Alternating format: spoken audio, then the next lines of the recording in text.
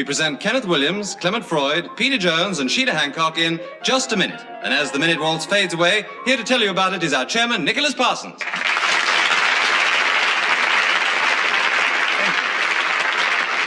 Thank you very much indeed, and welcome once again to Just a Minute. And as you've just heard, we are delighted to welcome back Sheila Hancock to do battle with these three tough male exponents of the game and show that it isn't entirely a man's world.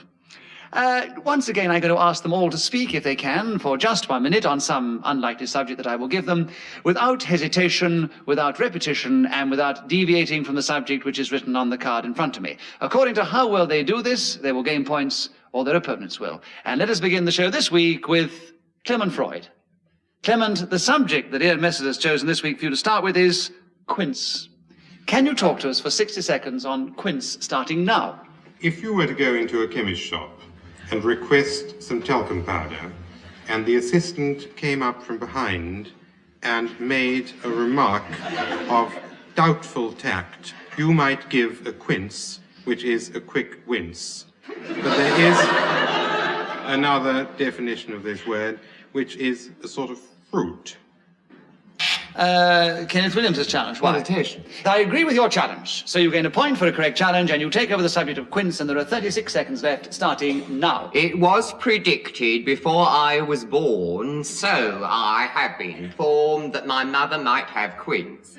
And when she was told of this, apparently the alarm and despondency was appalling to behold. That is a word I myself have coined, and I think I should be given due credit, after all, where that kind of knowledge is due, and in terms of recognition. Sheila Hancock has challenged. Why? Rubbish, deviation. I mean, You mean he'd gone away from talking about Quince and he was now Yes. talking about the word that he'd coined? Yes. I quite agree that is devious, Sheila. So you gain a point for a correct challenge, and you take over the subject with 10 seconds to go, starting now. This is the name of a fairy in Midsummer Night's Dream, and also... Clement Freud has challenged you.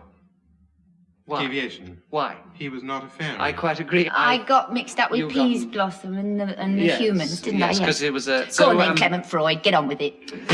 Clement Freud has a point for a correct challenge, and he has 6 seconds on Quince, starting now. If you take these fruit and boil them down, you make something called a quince cheese, which...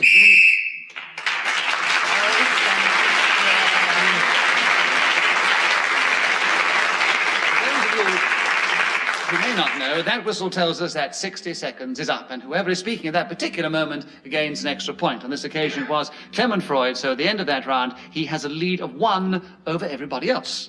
Sheila Hancock, will you begin the second round? Oh, Sheila, if I was sent to the moon... meaning me. Or you. You use that phrase, so it's obviously about you. Oh. And you have 60 seconds, and you start now. I wouldn't like it at all. Judging by the photographs that we've had reflected back to us, it looks a very dreary place. Peter Jones has challenged. Why? Well, they haven't been reflected back to us. How They have, they they're been- bounced off a satellite. Bounced, but not reflected. Same thing, No, same actually, I thing. think, scientifically speaking, you're probably correct. They're not reflected. I don't know whether... Can they be? Any scientists in the audience? Can they be reflected? Yes, of course they can.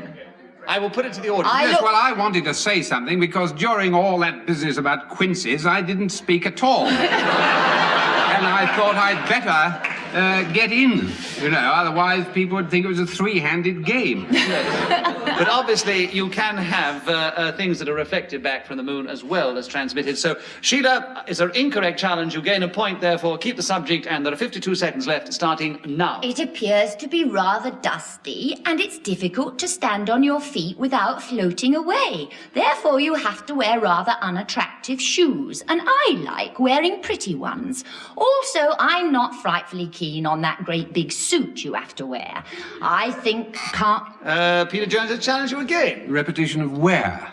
All right, Peter, you have a correct challenge. You gain a point, and the subject, 34 seconds. If I were sent to the moon, starting now. Well, they would obviously have run out of astronauts if they sent me, because I shouldn't really be equipped to make the journey. I'm not keen on going very far, even in this country, and to be actually catapulted or shot or exploded or rocketed to another planet fills me with awe. Now, I dare say it could be that I was being punished in some way, and that it was the equivalent in the last century of sending people to a penal colony in Australia, Tasmania.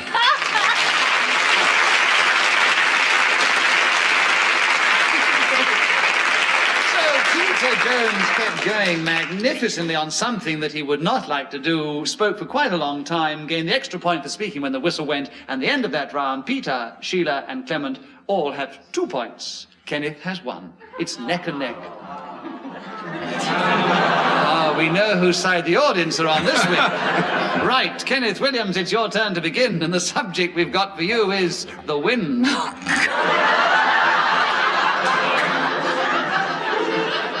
A lot of it's been known to pass your lips. And Kenneth, will you go on the wind for 60 seconds, starting now? Well, of course, as the poet says, the sweet south that breathes upon a bank of violets. And this is probably one of the most beautiful evocations of wind. There is another version of the wind that blows the wind over the footprints so that none may track me to my hurt. Hang the night with stars so that I may walk abroad without stumbling, and cleanse me with bitter herbs and make me whole. Zephyr is one of the words which describes... Sheila Hancock has challenged you. Why? He said Zephyr before, didn't he? No, he didn't. I haven't discussed Zephyr. Oh, I thought you said it right at the beginning. Go on, then, I've given you a are point. so charming, aren't you? Yes. Quotes poetry and then turns around all ugly, doesn't he? Yes, that's right. Yes, he quotes poetry, gets all the audience going with him, and they lose it all by saying, "Oh, you're a great fool." Yeah. 20 seconds left for you with the wind. What's your name? I'm sorry. Oh, Kenneth. Starting now. When it's blown through a very narrow aperture, people tend to refer to it as a draught. And, of course, this... Clement Freud has challenged you. Why? Repetition of course. Are you going to sit there and stand for that? Sit there and stand, but I like that expression. I remember that one. He did say, of course, before, so as it's repetition, Clement gets a point, and the subject. 10 seconds on the wind, Clement, starting now. That which comes from the east tends to blow more fiercely in this country than wind from the west. Kenneth Williams challenged you. Why? 2 thans.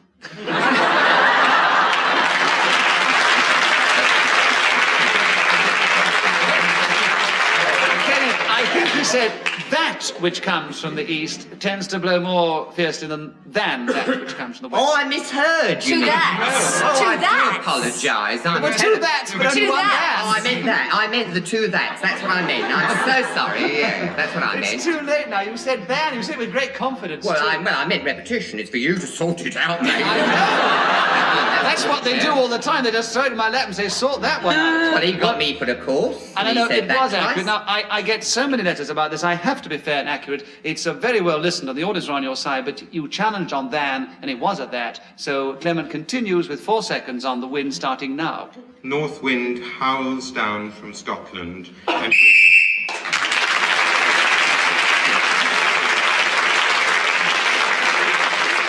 Clement was speaking then when the whistle went. He gains the extra point and increases his lead at the end of that round. Peter Jones, your turn to begin. The subject is confetti. Can you talk to us about confetti for 60 seconds, starting now? It's delightful stuff. It's made of paper. It comes in... Kenneth Williams has challenged you. 3 hits. It's delightful stuff. It's made of paper. It comes. Yes. I thought little heard- words you explained to me when I Well, first we're not joined. I'm not going to bother. If I'm being gone, of course, you're going to be gone it, mate. And from now on, such little challenges, such trivial challenges as it's like that, I think we're going to ignore. We won't count any points for that and let Peter Jones continue with confetti with 55 seconds left. No, Riley, no. Well, you were saying, of course, so many times I thought it was an impediment. And I didn't challenge you.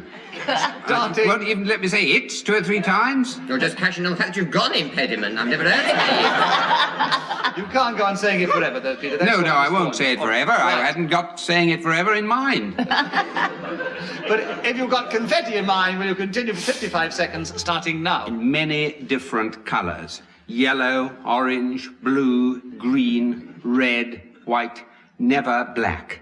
And it comes in a variety of shapes: square, round, triangular, diamond-shaped, and sometimes in a form of crescents. Now, this is thrown on gala occasions and at carnivals, sometimes weddings. Not at my own, which took place in Reno, Nevada, because they didn't have any there at the time. Now, no doubt, many years later, they are selling wedding kits with... Clement Freud challenge. Repetition of wedding. I'm afraid there was. You said wedding before. Yes, well, I'm glad there hasn't been. But You can only have one wedding, Peter, so there we are. Clement had a correct challenge. He gains a point. 17 seconds on confetti. Clement starting now. Con is Italian for with, and fetti is a small kind of pasta, not unlike spaghetti, macaroni, lasagna, or fettuccine, for which the word is actually an abbreviation. But at my own wedding, which was not held in Peter Reno... Jones's challenge. Why? a repetition of word. Yes. The word, that's right. He said word at the beginning, and then he just said word at Yes, the on end. the sound and so forth. Right, Peter, 1 second. Well got in just before you up to beat Clement Freud at his usual game. 1 second on confetti starting now. Rainbow hue.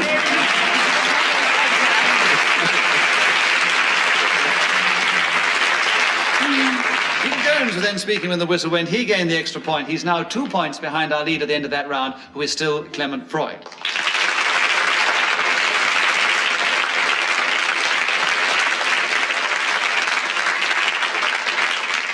Clement, your turn to begin again. The subject is the book I plan to write. Once again, I remind you, you take the phrase and you use it. The book I plan to write, 60 seconds starting now. The book I plan to write will be a slim volume containing a number of words which Peter Jones would obviously think are repeated from previous pages. But the book that I shall write will be original, scintillating, and, as I think I might have mentioned before, of limited wordage or verbiage. It will contain poems and prose, an anthology of verse such as I love, and a mixture of different kinds of approaches to the literary scene, as one might... Peter Jones is challenged by. Hesitation. I think it was more of a dry-up, actually. His book had come to a halt in the middle somewhere. Peter, hesitation is correct. You have a point, and you have 23 seconds for the book I plan to write, starting now. I shall write one chapter at least about what a wonderful chairman you are, and how you adjudicated this game through thick and thin, in fair weather and in foul. Sometimes kindly, sometimes not so gently. Clement Freud is challenged. Why? Repetition. Of what? Sometimes. Sometimes kindly, sometimes yes. Correct, Clement. You have another point, and there are 8 seconds for the book I plan to write, starting now. My publishers would like this to be covered in purple binding, but I personally insist on heliotrope or mauve.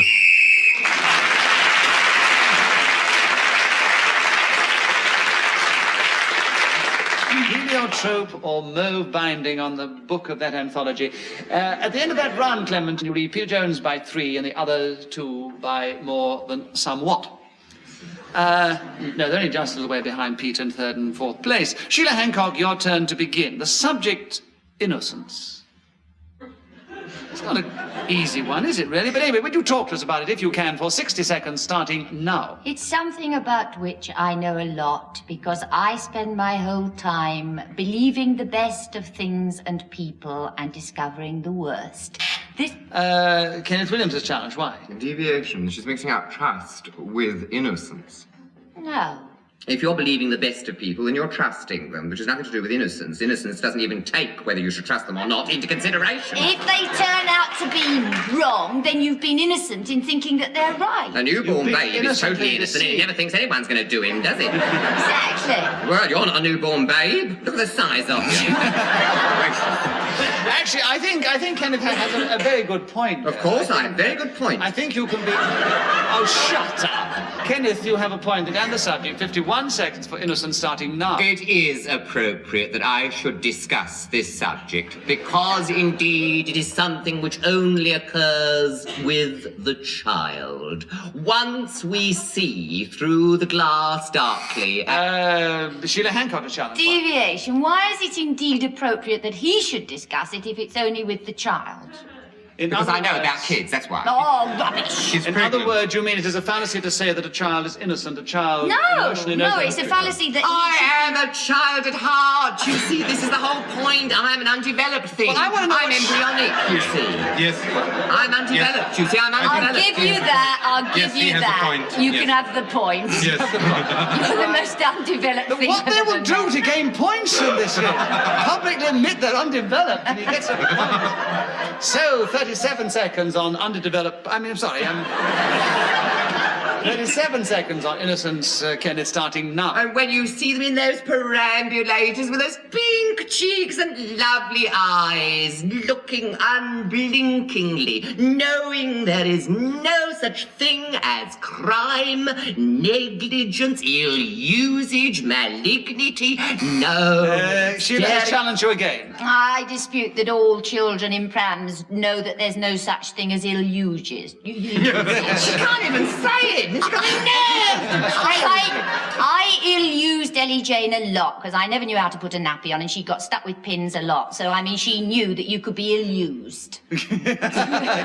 Yes, and a child's innocence is very much an adult way of looking at things, and emotionally they're not as innocent as that. Exactly. Sheila, You took the words out of my mouth. Would you like to finish? I haven't enough innocence. Sheila, you have 20 seconds with a point gained, of course, to continue on innocence starting now. It is very difficult to go through life being innocent because the more experience you gain, the less you have of it. And life is a...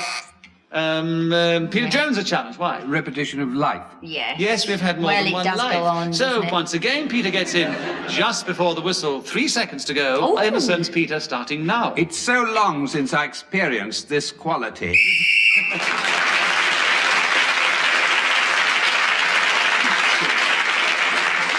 Well, everybody gained points in that round except Clement Freud. Peter Jones, speaking with the whistle, gained the extra one, so he's now only 1 point behind our leader, who is still Clement. But Sheila and Kenneth are both creeping up on them.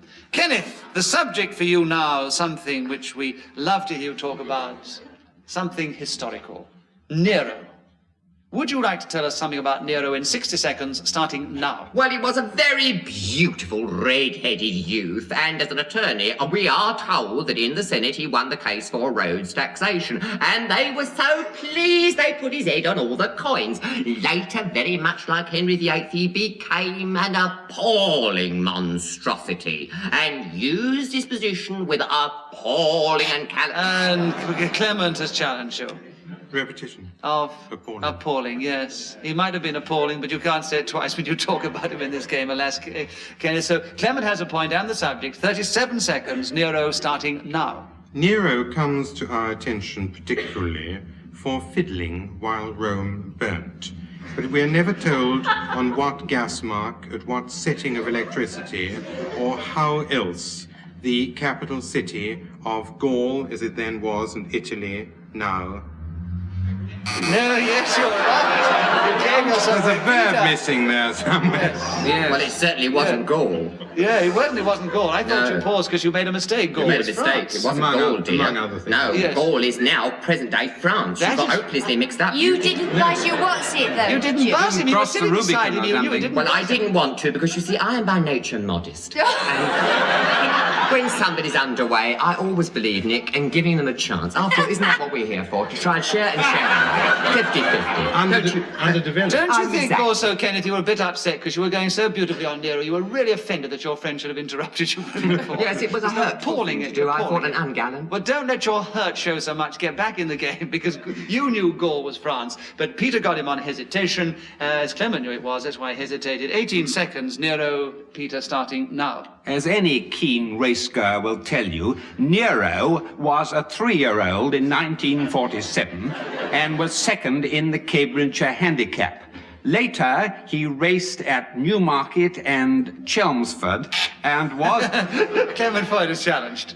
Deviation. Why? No racecourse at Chelmsford. There might be, but Nero didn't race there anyway. We did. So, Clement, I agree with your challenge. You have 3 seconds on Nero starting now. Fiddle, hey, diddle,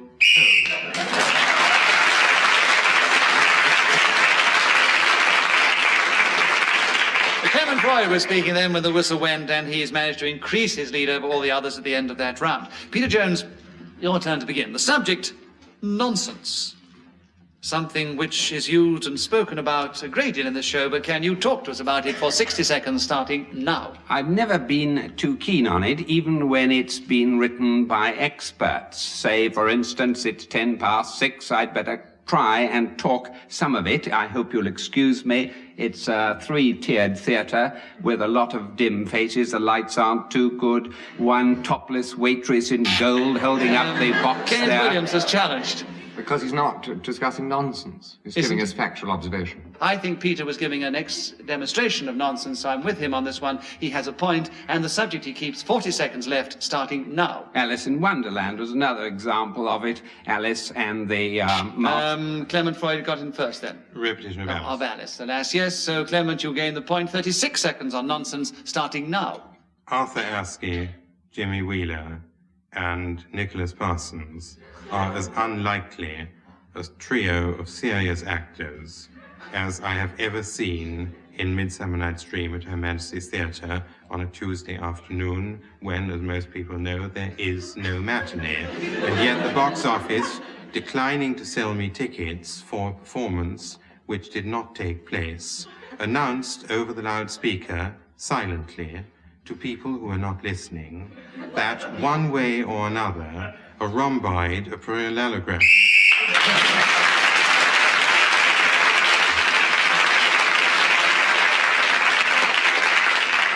Fine example of nonsense. Clement Freud went on very well, and he's gained more points because he was also speaking when the whistle went at the end of that round. Sheila, your turn to begin. The subject, umbrage. Can you talk to us about umbrage for 60 seconds, starting now? This is something I am trying not to take because you allowed Kenneth's challenge about my definition of innocence. I am not going to sulk and hide my head and experience umbrage because I feel it is a despicable way to carry on and makes not for progress. However, a lot of children are inclined to do this when they feel sulky, and I say to them, life is too short to feel like that, my darling. Do not feel angry. Oh, what a relief. Well, I was bored. Yes, so was I. You were bored because she Oh, said so was feel I. twice. That was right Yes. then, yes. That's right. Well, she paused herself because she knew she'd said it twice. So there we are. Kenneth, she did indeed say feel twice, so you have a point, and you have 27 seconds for the subject of umbrage, starting now. This is something which is taken by people who genuinely feel they have been very badly treated. Now, I think it is done with justification. I mean, after all, there are occasions in this world where people do say very rude things. And I think, Peter after Jones all, has that challenged you. Why? repetition of people. Yes, there are quite a lot of people in that particular... You got so carried away with your impersonation there, we didn't know what you were doing. You were loving every moment of it, weren't you? So, people gains Peter Jones a point, and 16 seconds for umbrage, Peter, starting now. Sometimes people leap up and walk out of rooms, and it is described as having taken umbrage. I haven't myself ever experienced this in person, though I have, as I say, heard of other...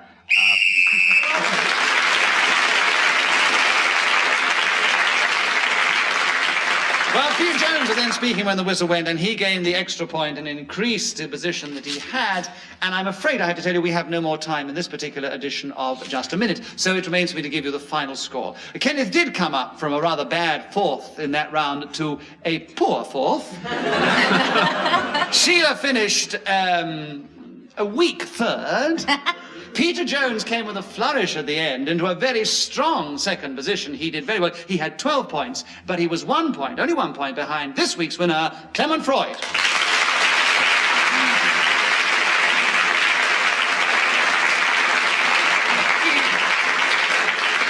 hope that you have enjoyed this edition of Just a Minute. From all of us here, goodbye.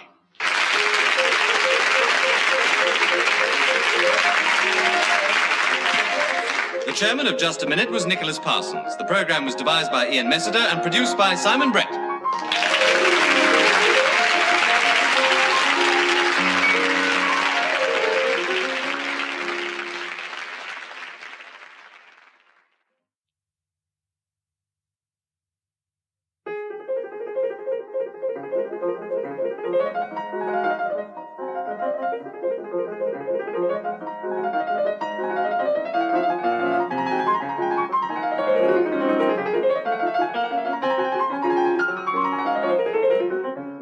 We present Kenneth Williams, Clement Freud, Peter Jones and Sheila Hancock in Just a Minute. And as the minute waltz fades away, here to tell you about it is our chairman, Nicholas Parsons.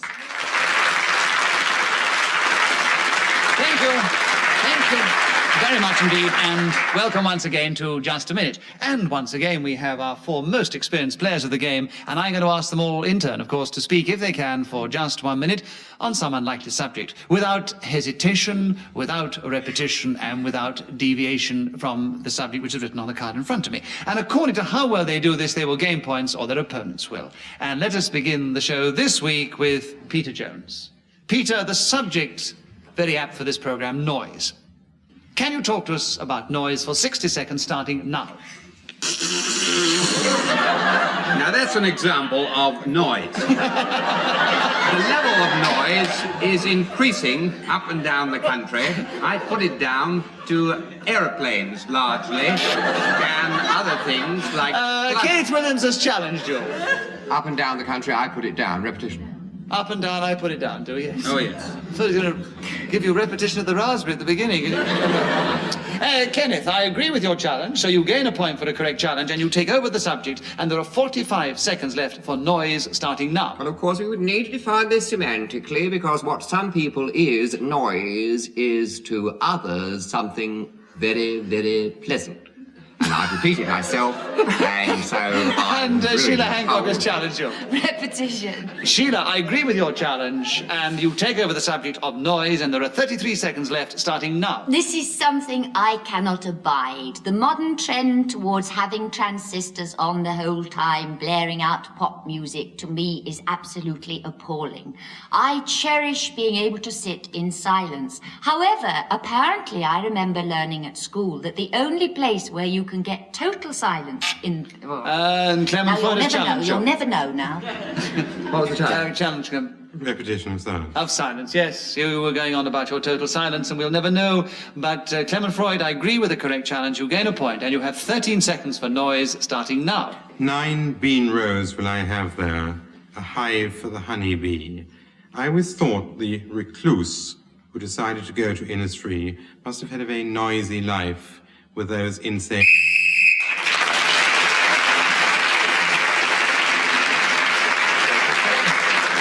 Those of you who may not know, the whistle tells us that 60 seconds is up, and whoever is speaking when the whistle is blown gains the extra point. On this occasion, it was Clement Freud. So at the end of the first round, once again, Clement Freud has a lead of 1 over everybody else. Clement, it's your turn to begin, and the subject for you is fruit cup. Can you talk to us about fruit cup for 60 seconds, starting now? One of the most significant things about hibernating hedgehogs is their total abstention from fruit cup. Never do animals... Kenneth Williams has challenged. Hesitation. No, I don't think he hesitated. When do Well, you he think slowed hesitated? up for a while. Yeah, because he thought I mean, I speeded up a bit earlier. he was terrified when he went on about hedgehogs and fruit cup that you were going to challenge him. So anyway, no, I disagree with the challenge. It wasn't a hesitation. Clement therefore has a point for an incorrect challenge. He keeps the subject, fruit cup. 50 seconds left, starting now. Tortoises in the summer months, however, adore fruit cup. Mint, borage, apple, banana, pear, grapefruit, damson. Sheila Hancock has challenged. Why? Deviation, because I don't think he can generalise about tortoises. My next door neighbour's tortoise doesn't like fruit cup. So, I mean, he can't Yes, if he can, generalise. yes, but he was saying that all tortoises like fruit cup, Yeah. wasn't it? And he can't prove that point. No. And you can make out a very good case for saying that tortoise doesn't like Yeah. it. So I think that's a good challenge, Sheila. So So do I think you I. deserve a point for it. So you take over, and the audience, one person in the audience thinks... There are 34 Sheila's seconds. taught us owning neighbour. There are 34 seconds for Fruit Cup, Sheila, starting now. You take a bottle of fizzy lemonade and a fairly good sauterne and a dash of brandy, put in some mint and bits of orange and lemon and some sugar. Mix it all together, put it in a pretty punch bowl and ladle it out into attractive glasses. There can be nothing more pleasant on a hot summer's evening or even a cold winter's night. If it's winter... Peter Jones got in first for the challenge. Repetition of winter. I agree with your challenge of the repetition, and you have 7 seconds for Fruit Cup starting now. Soda water is a very important ingredient if you're trying to economize. The ordinary variety will do, but...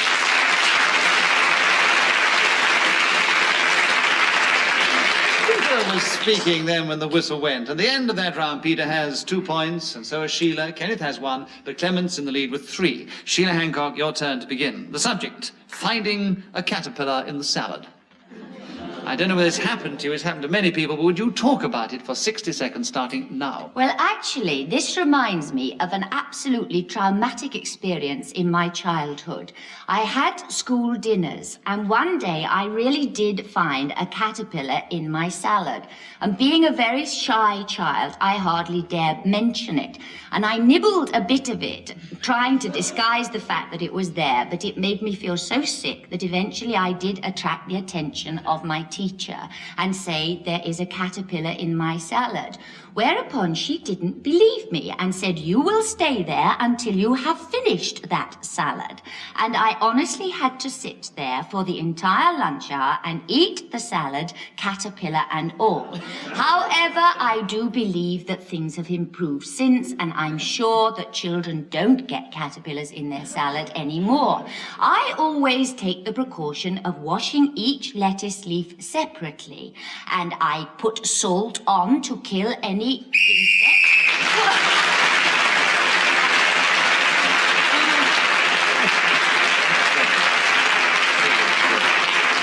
It was such a pathetic story. It's Nobody true. had the- It's absolutely true. No, but you were getting a bit taut at the end, keeping going. Nobody wanted to challenge you, Sheila, because they had such sympathy for this childhood experience that you had. And of course, when you start with the subject and finish with it, as Sheila did then, and nobody has done that for some considerable time in just a minute, she gains 2 points for doing that. And so Sheila has now got the lead at the end of that round. Well done. Kenneth Williams, your turn to begin. Louis Lumiere. Do you know something about him? And can you talk to us about him for 60 seconds, starting now? Well, I believe he, with his brother Auguste Lumiere, did start in public showing moving pictures. They were revolutionary at the time and could be fairly said to be the precursors of the modern cinema, where the people come up out of the floor playing the organ, all lit up so beautifully. Oh, how romantic that idea is, coming out of the floor playing an organ. Has challenged you.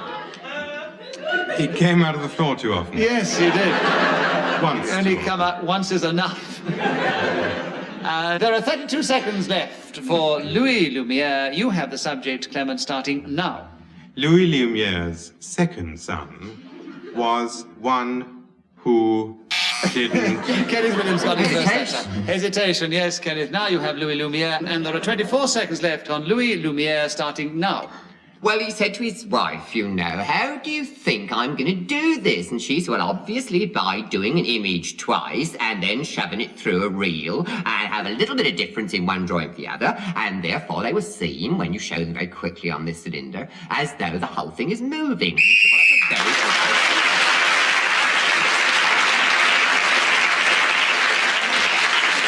Louis Lumiere got some points for Kenneth Williams. Peter Jones, your turn to begin, and the subject is attracting attention, something we all do in this game at different times. Will you talk about it for just 1 minute, starting now? Because everybody here in this country is so well-mannered and polite and dull, it's becoming increasingly difficult to do it because they ignore you. If you are lying Kenneth drunk... Williams has a challenge to Yes, why. because twice. Because everyone in this country, and then because they ignore you. Kenneth, you gain a point for the correct challenge, and you have 47 seconds for attracting attention. Oh dear. Attract attention in 47 seconds, Kenneth, starting now. Well, you can do this in various ways. I mean, some people do it by setting themselves alight. Other people do it by shouting the odds, and other people get up and upset other people 3 times. Isn't that ludicrous? Peter Jones has challenged you. Incoherence.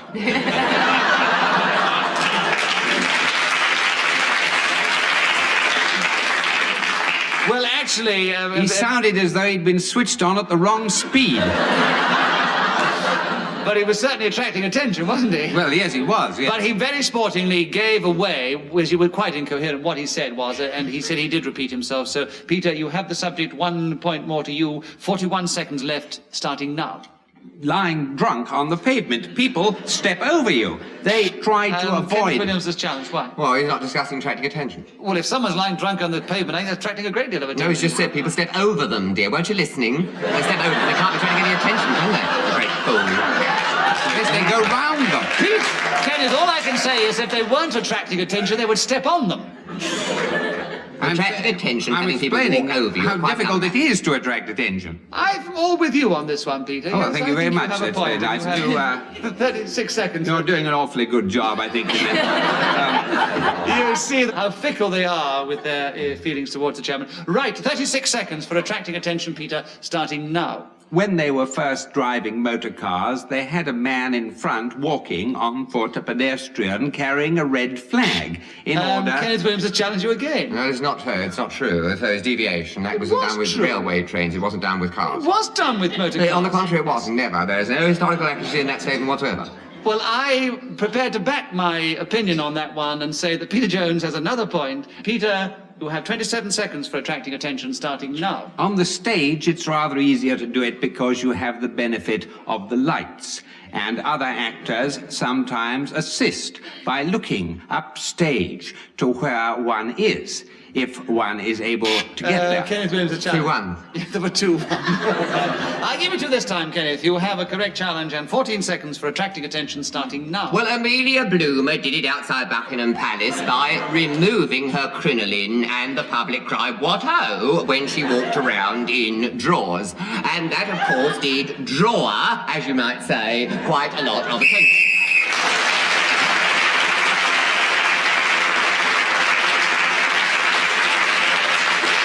Right, well, you certainly attracted attention to yourself there, Kenneth, and you have gained some points trying very hard all throughout.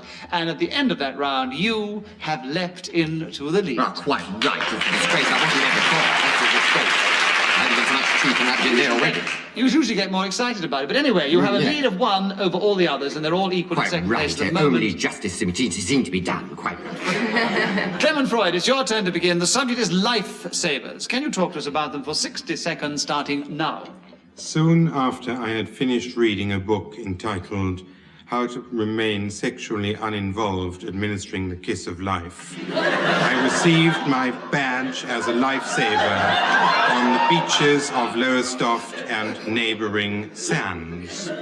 The inspector for East Anglia came along and pinned the lifesaver's badge on my left breast, which caused a nasty inflammation, whereupon... Peter Jones's challenge on your left breast. What? Well, it was a repetition of the life-saving badge.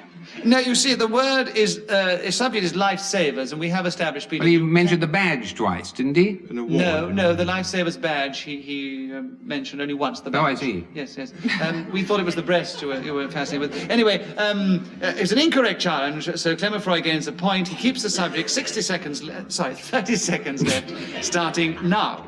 Having qualified, I was able to grow tall and bronzed and pick up a better class of woman than I would otherwise have achieved had I remained a puny, pale, non-swimming specimen. of the- Sheila Hancock is challenged. Why? Deviation, I don't think that's necessarily true, because a better class of women usually like puny little things like you. I think it is obvious, Sheila, that the audience is on your side, and there's obviously some better class of women who do like these puny sort of people. And you've got a very good point, and the only fair thing I can do is give you a point, and the subject, of course, 14 seconds for lifesavers starting now. However, being rather common myself, I do prefer the large, brawny lifesavers that you see on the beaches in Spain. I don't, however, particularly like the fact... The Clement Freud is challenged. Repetition of however. Yes. Being however, I Be, don't however, know. yes. Tough, but accurate. So you have 4 seconds, Clement, for lifesavers starting now. Help me save my flesh, shout.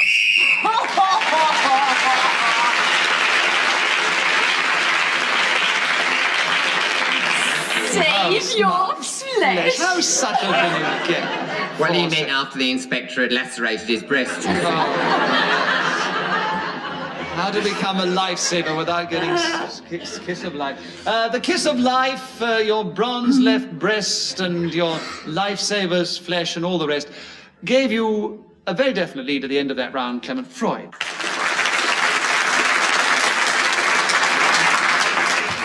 Sheila Hancock, your turn to begin, and the subject is independence. Can you talk to us about that subject for 60 seconds starting now?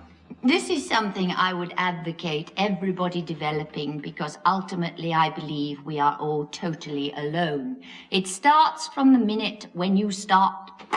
No, and nobody's challenged. I Keep do going. stand up. Kate, you mustn't commit yourself out of your own mouth. Peter Jones challenged. Yes, I did, reluctantly, because I wanted to hear what she was going to say. We all did, but you challenged. And Well, yes, because I thought she was probably expecting it, and I never like to disappoint ladies. Peter, why did you challenge? What? Why did you challenge? Because she said start twice. Repetition. Repetition of start, yes. Oh, I thought it was for hesitation. All right, start. So, Peter, you have a correct challenge, and you have 47 seconds for independence starting now.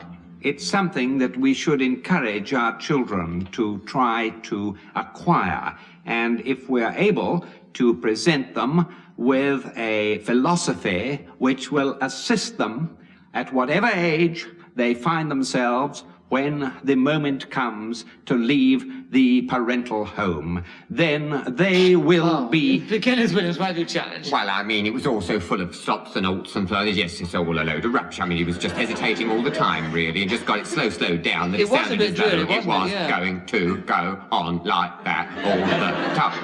So, Kenneth, for that lively challenge, we give you a point and 25 seconds to continue with independence starting now. Independence was achieved, of course, at the Boston Tea Party by these colonial people who broke away from us and defied George, the rightful king, and thus made themselves into the United States of America. Now, the Americans, of course, do inherit... Clement Freud has challenged you. Why? The usual challenge, of course. Oh, you wicked thing, you. Every week he has an of course, and there was this great romance that's flourished throughout just a minute between these two sitting right, and he's now slowly killing it. Of course is a correct challenge. You gain a point, Clement, and you had 7 seconds for independence starting now. Thomas Jefferson. Kenneth Williams is challenging. His name was Jefferson, says I didn't deviation. mean Jefferson. You did, I can You see did, by you talked your about the face. American War of Independence, of course. Because you took it American out War of for the Independence, Boston no Tea. question. Yes, you're quite right. You were in America mentally. I agree with your challenge, Kenneth. You have a point. 5 seconds for independence starting now. Life, liberty, and the pursuit of happiness was what he advocated, and how beautiful those sentiments sound.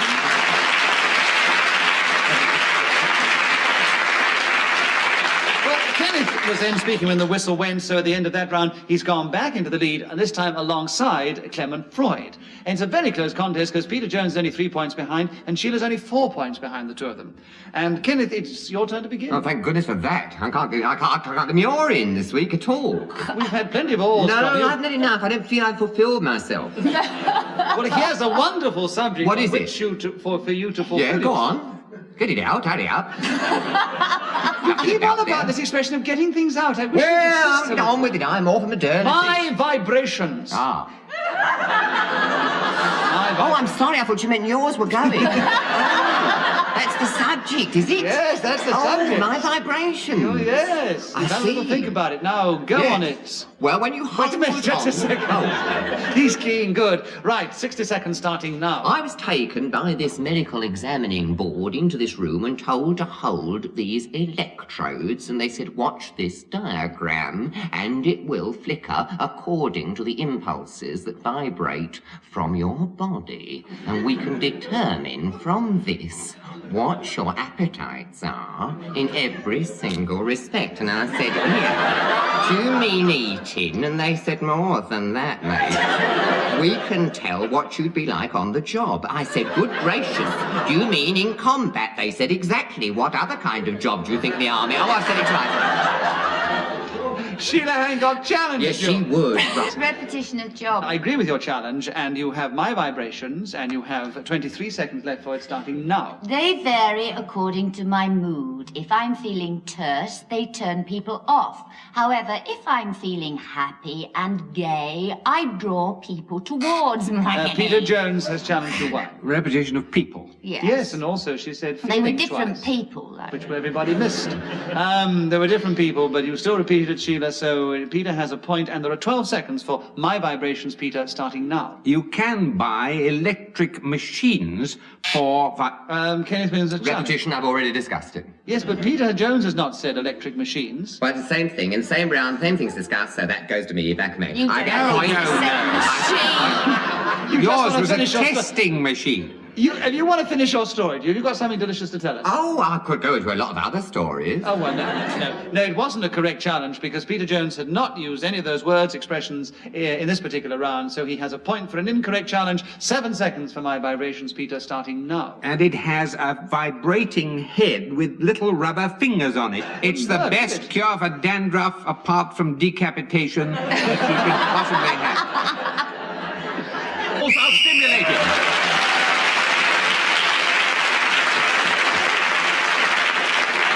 Well, this is about the keenest contest we've had for quite some time because Sheila is in 4th place with 7 points. But she's only 2 points behind our 3 equal leaders, Peter Jones, Clement Freud and Kenneth Williams. So what about that?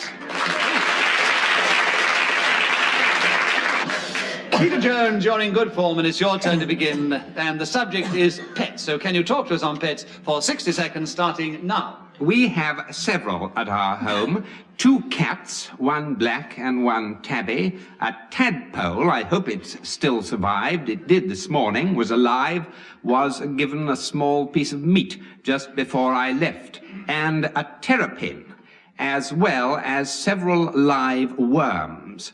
They are for fishing purposes and will no doubt meet their doom at the weekend when they're taken down to Richmond or Kingston and thrown into the Thames at the end of a line with a hook through their Sheila guts. Hancock has challenged. I don't think you can call those pets. I quite agree, Sheila. I wonder when someone's going to challenge. Those Yes. are bait. No, I think if something's a pet, the true meaning of pet is something that you love and nurture and you don't throw it to the fish. True. So, Sheila, I'm with you on this one. You have a correct challenge. You have another point and 25 seconds for pets starting now. I've got 2 horrible cats. One is called Tarquin and the other Peep. The first one is quite attractive, but the second one is an unmarried mother. Clement Freud is challenged. Deviation. Why? They're horrible, they can't be attractive. I mean, it does seem... Oh, that's true. Oh, they can attract in a horrific sense. Yes. Oh, that's true. That's brilliant. true. Oh, That's that's true. Cats, this feline quality they have. Yeah, is you ought often to be better. annoying. So Sheila has a... Thank you, Kelly. Sheila has another point, and at this particular moment, they're all equal, by the way. And Sheila, you have 14 seconds for pets starting now. It calmed us into letting it in, whereupon it went up to my Kenneth little... Williams has challenged. Why? I don't understand the language. Well, you've got to be very careful when you challenge at this stage of the game. And I am being very careful. I mean, what is the English of condus? What does condus mean? Condus. A con man cons. A con man cons. This particular cat is And a when sort you're- of con cat. Now, are you saying that cats play confidence Con, you know. tricks? All the time. I do agree that cats can con. And obviously, if you're talking in just a minute with the pressure of 3 people trying to challenge you, you must use very colloquial phrase on occasions, which is exactly what Sheila did. So it was an incorrect challenge. Sheila has another point, and 10.5 seconds for pets. Sheila starting now. Having tricked its way in, it went up to my little girl's toy cupboard and had 5 kittens, so we then had 7. It was an alarming prospect because... Kenneth Williams, why have you challenged? She said we had 7. Did she have 7 kittens? We had 7 pets. No, She had 7, she could have said 7 pets, but I was quite clear that she had got 7. And so was I. Yeah. So was I, and it was a very touching little story. I think you're doing very well. And there is only 1 second left for pets with you, Sheila Hancock, starting now. Sheba and...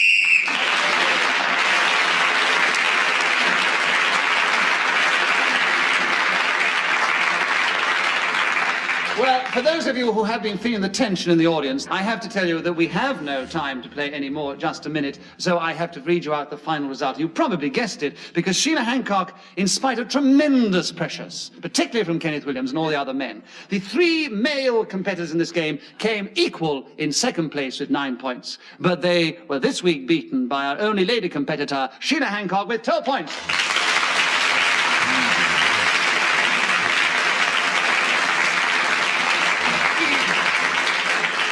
I hope that you have enjoyed this edition of Just a Minute. From all of us here, goodbye.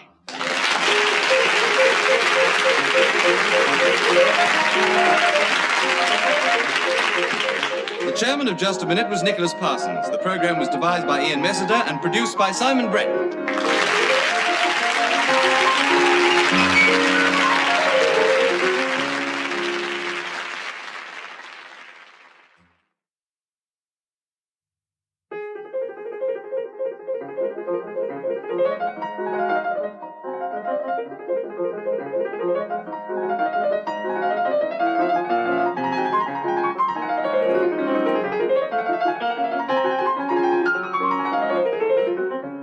We present Kenneth Williams, Clement Freud, Peter Jones, and Sheila Hancock in Just a Minute.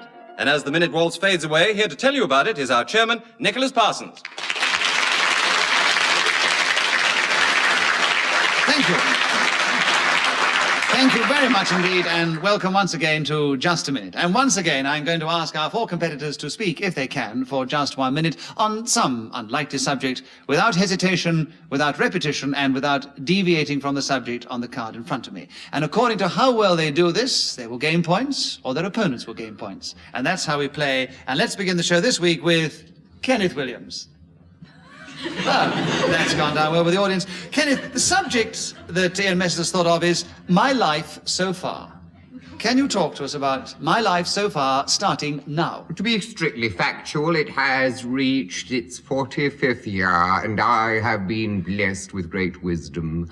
I suppose this has been due to my development and the wise guidance of those counselors who have come to my aid on so many occasions, some joyously happy and some dreadfully sad moments in my life. And of course, it has been developed largely because of the day when I stood on the stage and gave this incredible audition. They said, "Who'd you do?" And I said, "Mabel Constanduro's in a bush hat." They said, "How marvellous, give us an idea." And I said, "Well, I'll come short of a bush hat." And they said, "What are we going for?" Clement Freud has challenged you. I didn't know how many bush hats she was wearing. You certainly were having more than 1 bush hat. Yes. Your bush hat came in twice. So that was a correct challenge for repetition of Bush, and Clement Freud therefore takes over the subject, having gained a point, and there are 18 seconds left, Clement. My Life So Far, starting now. When I went into this soft furnishing shop to ask for a Chesterfield, the man suggested a divan, and I said, "No, the one over there," and he said, "That is a sofa which will last you for a very long time." My life? said I. Sheila Hancock has challenged you.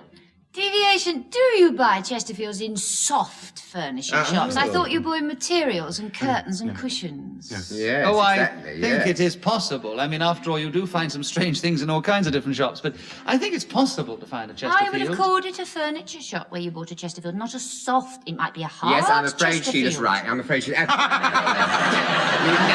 Yes, well, all right. Chairs and Because they tables. were But named they're after hard. They're Lord full of molecular Chesterfield, energy, who aren't was they? very We all hard know about molecular energy, don't we? Are you all finished? I would have thought that a Chesterfield was a very soft piece of furnishing, even... Nonsense. I've got a very hard Chesterfield. All right, when there is a disagreement amongst the four members of the panel like this, the four contestants, I do the only thing possible. I bow to the superior intelligence and wisdom of our delightful audience and say, will you be the final judges? You're crawling, you're not bowing at all. Well, I will crawl to our delightful audience. If you agree with Grovel. Sheila's challenge, will you cheer? And if you disagree, will you boo? And will you all do it together now? I think the hoorays had it just. Yes, they all had it. Just had it, yes. Sheila, you got in with only 4 seconds to go, which was very clever. You have a point for a correct challenge, and you have my life so far, starting now. It has been a preparation for what is to come. I have gained experience.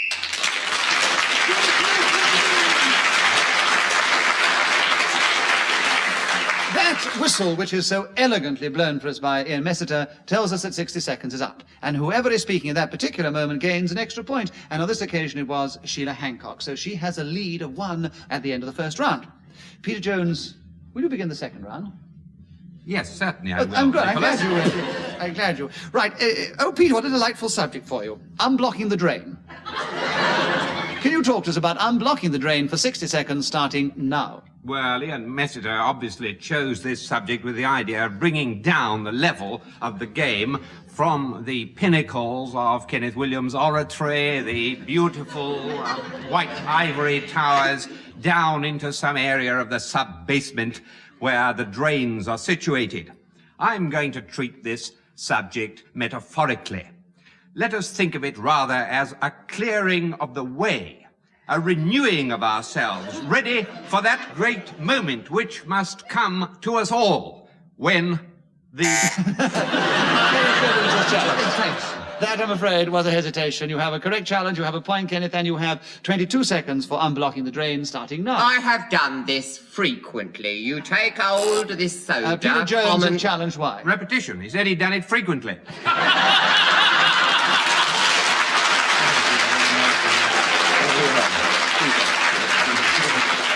All right, so we give Peter Jones a point for I wouldn't. It's a rotten joke. I never said for a joke. I was going to say for a clever challenge. But as you didn't actually deviate from the subject on the card, and it's not repetition of any word, we don't give it against you, Kenneth. You keep the subject, and you have 18 seconds left, starting now. And you pour down the boiling water with a combination of this caustic soda. The result is a kind of explosion. I rush out the room in fear and trembling because the stink is appalling. As all these terrible maggots and awful germs that are all down there lurking like mad. They're lurking round your ends, you know.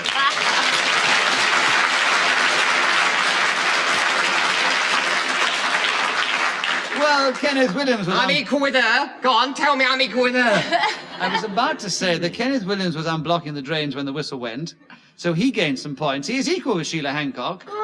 And for once, Clement Freud's in last place. Oh, you're in last place. I'll come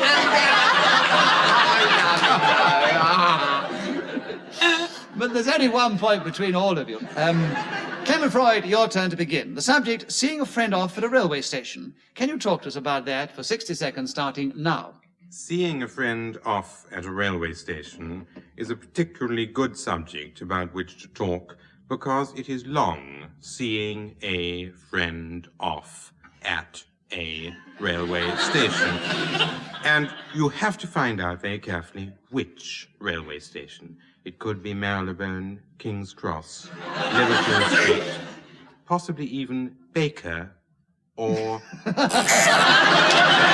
Peter Jones, yes. Hesitation. Yes, indeed, yes. He got this lovely idea of going through all the stations. He suddenly realised that some of them also had the word street in them more than... So, a correct challenge, a point to you, 32 seconds for seeing a friend off at a railway station, starting now. It's the title. Challenge you then. Hesitation. Yes, I'm afraid that was a hesitation, Peter. Clement has decided... Why'd you laugh at other people's misfortune? Well, because he was crowing having got in, and then he went and made a mistake himself. You'll all laugh when you get it. He's never been known to crow on I his have never crowed.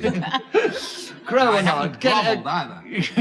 Have I? Clement Freud has the subject under 31 seconds for seeing a friend off at a railway station, starting now. Seeing a friend off at a railway station is a nice, friendly gesture. Peter Jones is challenged again. You're slowing up to a point of hesitation. Yes, but he hadn't yet reached it. So Clement Freud has another point, and there are 24 seconds for seeing a friend off at a railway station starting now. Passing through the ticket barrier, there are a choice of platforms. 1, 2, 3, 4, 5, 6, 7, 8, 9. Kenneth Williams is challenged. As they're Why? jokingly called. Deviation, because if you're seeing a friend off, you wouldn't have any choice. There'd only be one platform they'd be leaving from. They couldn't be leaving from after dusk. Yeah, you still have a choice of platforms at a railway station. You're said- seeing a friend off. You're not Yes, but he looking did over not the lamp. say.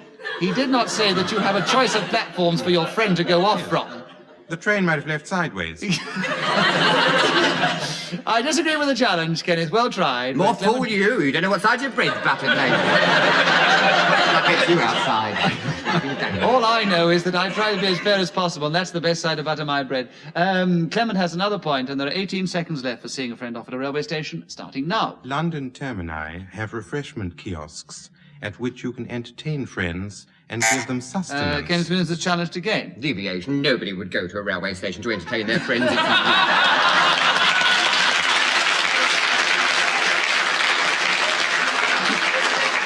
Kenneth, I think the audience has demonstrated that everybody's in sympathy, that nobody Clement would deliberately might. go to a railway station to entertain a friend at a British railway kiosk. It's just a sort of macabre thing he would do. Come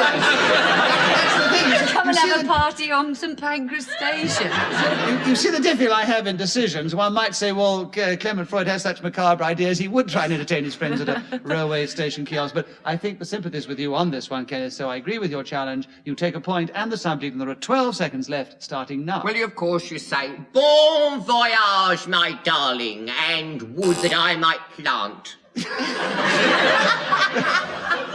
I haven't finished. I was going to say, would that I might plant an English kiss upon thy cheeks, because I frequently plant them on people. But before you managed to plant anything, Peter Jones challenged you. What was your challenge, Peter? Well, you wouldn't say my darling to a friend. You don't know my friends.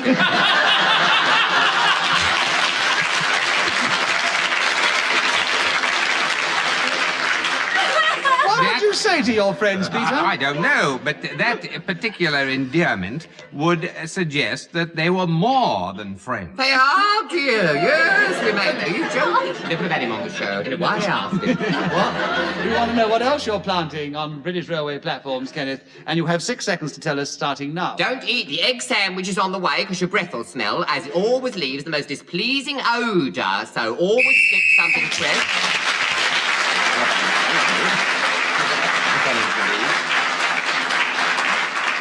Well, Kenneth's kiss on his friend's cheeks and eating egg sandwiches put him into the lead at the end of that round. Quite right. I'm glad that got the spontaneous round of applause we all expected.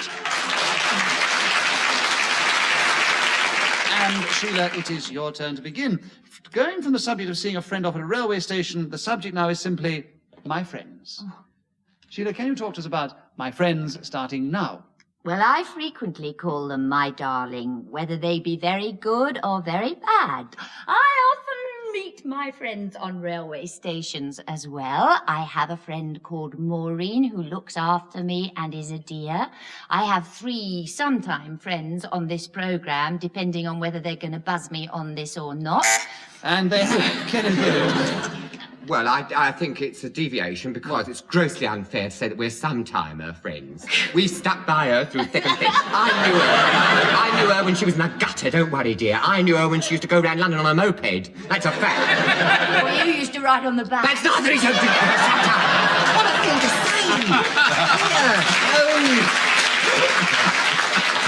I thought you might have... Shut up, letting on about that. I'm going around with Car now. I'm trying to put it on a bit. Kenneth, what was your challenge? That Yes, we are still her friend. You're still her friends. Sometime friend is deviation insofar as we remain her friends. Oh, it's a very subtle point. That's true, so I will give it up. Yes, you've made my life very much easier by doing that. Sheila, an incorrect challenge, so you gain a point. 39 seconds left for my friends, starting now. It's an interesting fact that I came into the life without any friends when I was born, and I will probably go out of it without any. Oh. Clement Freud is challenged first. Hesitation. Yes, there was a hesitation. Without? Yes, because you Without. repeated After it O. and then you hesitated, you see. Yes. You might sometimes get away with it I because they can't miss it or believe it. generosity, no. All right, 30 seconds for you, Clement, on my friends, starting now. When Mark Antony said, my friends, Romans and countrymen. Kenneth Williams, why have you challenged? Deviation. Mark Antony didn't say my friends. What did he say? Come on. Friends. Just friends. Friends, yes. He might have said my friends. You might have said my darlings if he... Don't you put your in. I meant your or in. Isn't that funny? I'm not funny the way you go wrong in this program. This is another one of those impossible situations because in Shakespeare's play he says, friends, Romans, countrymen. Yes, so he didn't say it right, so I Yeah, get the but point. was Clement Freud quoting then or not? Yes, Were he you said where quoting Mark Clement? Antony said. He's just said Mark Antony. What are you talking about? I think from the way he said it, it was obvious that he was definitely quoting, and he misquoted, so therefore it is Kenneth Williams has a point, and 25 seconds for my friends starting now. They have come to me unsought, the good God gave them to me. They came like the gentle rain from heaven upon my fevered brow, and all at once a great vision appeared. Sheila Hancock's challenge you on your great vision. When have your friends come from heaven onto your brow? This is... You are an ignorant clock, you know. Well, you were quoting a bit of the quality of mercy. This isn't, that's Emerson. My friends have come to me unsought, the good God gave them. That's Emerson, Ralph Waldo Emerson, Right, an author of which you are obviously not familiar. Ladies and gentlemen of the audience and our listeners who are still No, with us, we ladies and hope. gentlemen, in He's this an audience, ignorant what are you talking about? Yes, You now know why Sheila Hancock said her My sometime sometime friend, friend. Kenneth Williams. He sometimes listens How when he... rotten of you to throw those words back in my face. You were throwing enough in Sheila's face, then he She got up... interrupted me in full flow. I was starting on the waters. I was launching on the waters of oratory, wasn't I? I was launching myself there. I was throbbing with it. I know Now it's you all were. ruined. It is, and you'll get going again. We've Go gained on. confidence in you. You've gained a point in the process. But And he's kept... crying. Look at him.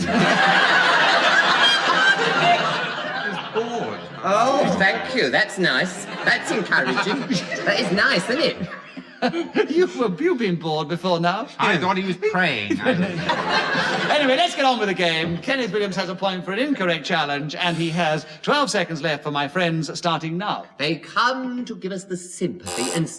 Sheila Hancock has challenged. They've come before. They've come before and they've come again. Not in this round. Yes, Yes. they have. Not yes. in this round. Yeah, twice Yes. in the They last have. sentence. They've been coming very often in this round, I'm afraid. Sheila has a point, and there are 9 seconds on my friends starting. She's just doing it to get in before the 9 seconds. That's all she's trying to do. No, and that is part of the game. Oh, She's got in this time. graceful, isn't it? Sheila Hancock, you have 9 seconds. My friends starting now. Clement, Kenneth, Peter, Nicholas, Ian, David, John, Frederick, Peter. Clement Freud has challenged. Why? Deviation, they're all men. I can believe that Sheila Hancock has plenty of men friends. That's because the way she's- she deviates, exactly, yeah. I wouldn't call that devious. If they're all women friends, I might think it was devious. They're all male friends, undevious, and quite natural and normal. Sheila has another point, and she starts now. I couldn't possibly exist without them.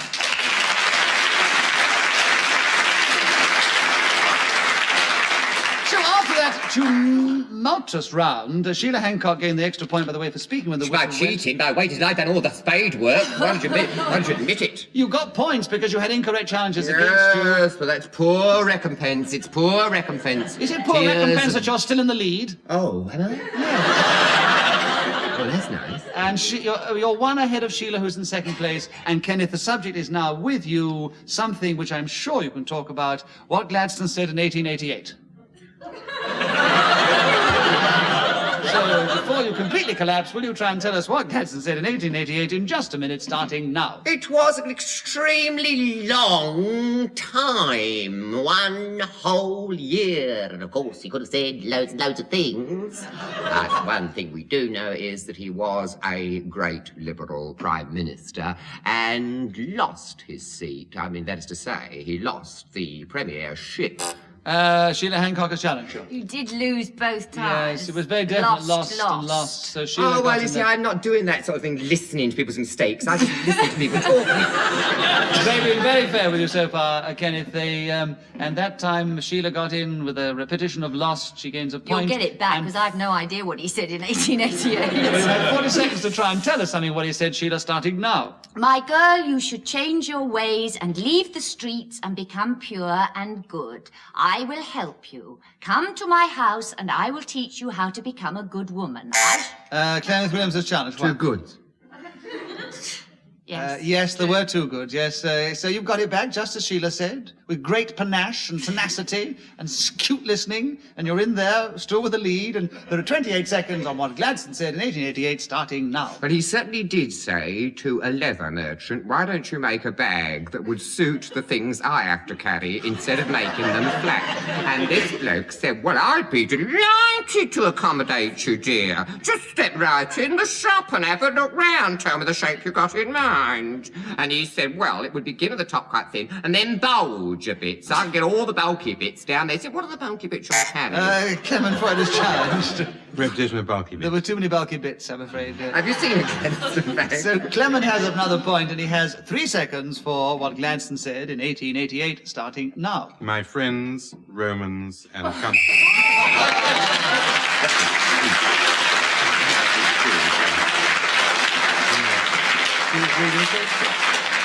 Clement was waiting for the opportunity to get back and say that anybody could have said that at any time, and he decided that Gladstone said it. And so, speaking when the whistle went, he gained the extra point. He's crept up on Sheila, and Kenneth is still 1 point ahead of Sheila, and still in the lead at the end of that round. Clement Freud, it is your turn to begin, and the subject is my favorite humorist. Can you talk to us about him for 60 seconds, starting... I must explain to the listeners that a delightful smirk has come over Kenneth's face because he hopes what Clement Freud will say as he sits beside him. But, Clement, who is your favourite humorist in 60 seconds starting now? My favorite humorist is a small, insignificant, middle-aged, dead Canadian whose name was Stephen Leacock. A man, I think, of enormous humor, panache, inventiveness, style, and creative ability. Among the most exciting things which he wrote was an essay called A Visit to the Bank, which encompasses the history of a man attempting to open a credit account at a savings institution in downtown Toronto. All of which is untrue, but I would be bound to repeat words were I to emulate correctly the essay. You challenge why? Hesitation. No, there's no hesitation, Peter. No. We were all fascinated to see how he could keep going. That's his finding different rhetorical words style, you see. That's his rhetorical style. That is his rhetoric. It isn't really. He goes a bit faster usually. But I don't think he quite reached that point of hesitation. So I will give him the benefit of the doubt on this occasion and say there are 15 seconds, Clement, for you to continue with my favourite humorist starting now. So this male human being walked into a financial emporium and addressed the clerk in the following manner. I should like, he said, to open an account. To which the employee replied, certainly, will you walk this way?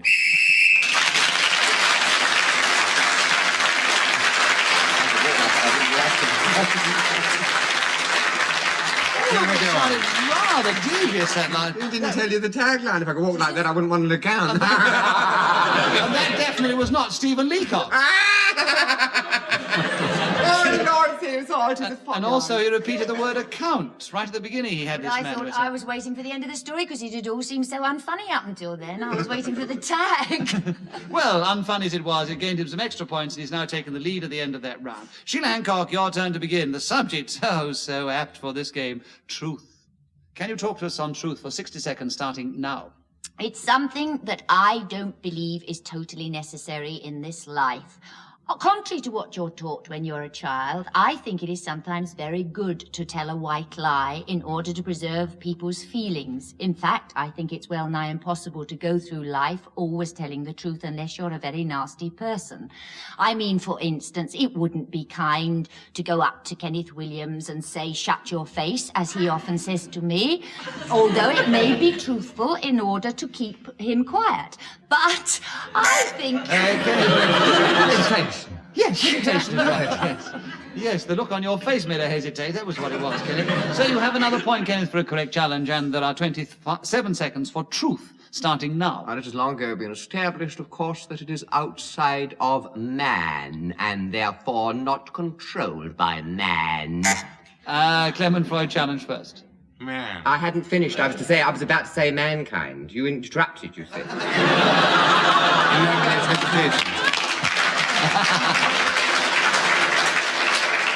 Actually, it's a very difficult thing to judge on, but I think we must be accurate here. You see, the others could have challenged, and you definitely said man, and you didn't. to him, dear. Give it. I If you're don't. gonna I've say- got humility, dear. I'll take a back seat. I'm not trying to telling the attract truth? attention. I'm not here for my own benefit. I'm here to play Kenneth. the game, be constitutional. If that's your verdict, I'll abide by it.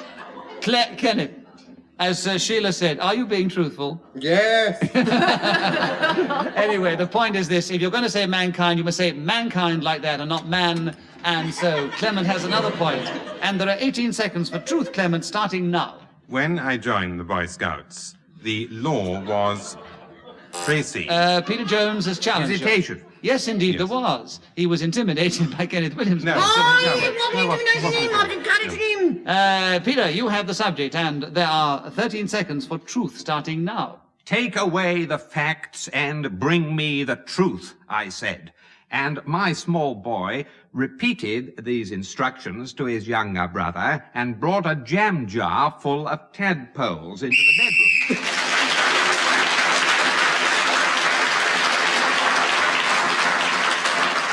Peter Jones was speaking when the whistle went, and so he gained the extra point. And also, I'm afraid I have to tell you, we have no more time to play Just a Minute this week. And so it remains for me to give you the final score. As you might have guessed from the way things have been going, Peter Jones was just in 4th place. Sheila Hancock was only just in 3rd place, only 2 points behind Kenneth Williams, who was only 1 point behind this week's winner, Clement Freud.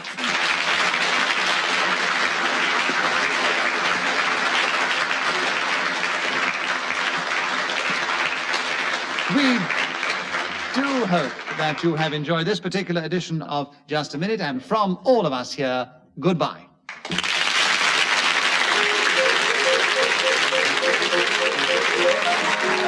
The chairman of Just a Minute was Nicholas Parsons. The program was devised by Ian Messiter and produced by David Hatch.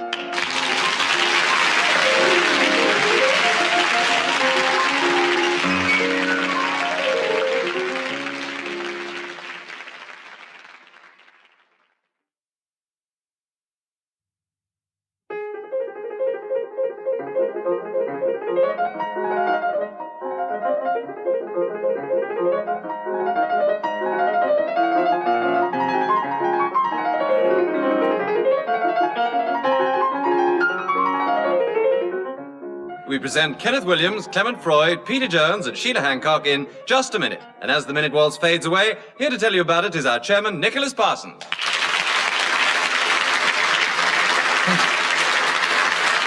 Thank you. Thank you very much indeed. And welcome once again to Just a Minute. And once again, I'm going to ask our 4 competitors of the game to try and speak for just 1 minute, if they can, on some unlikely subject that I will give them, without hesitation, without repetition, and without deviating from the subject which is written on the card in front of me. And according to how well they do this, they will gain points, or their opponents will. And if you don't yet know how we play the game, the rest should become obvious as we play it. Sheila Hancock, will you begin the show this week? The subject is frozen food. Can you talk to us about that for just a minute, starting now? My lifestyle has completely changed since I bought a deep freeze. I recommend them to everybody, particularly if you are a working wife. You can thereby cook a lot of food in advance, put it in the deep freeze, and then you bring it out. Kenneth Williams into has the challenged. deep Why? freeze. Well, why is she going, you can get a lot of food and put it... Why don't you talk naturally all It's for that? the same reason that you go like that.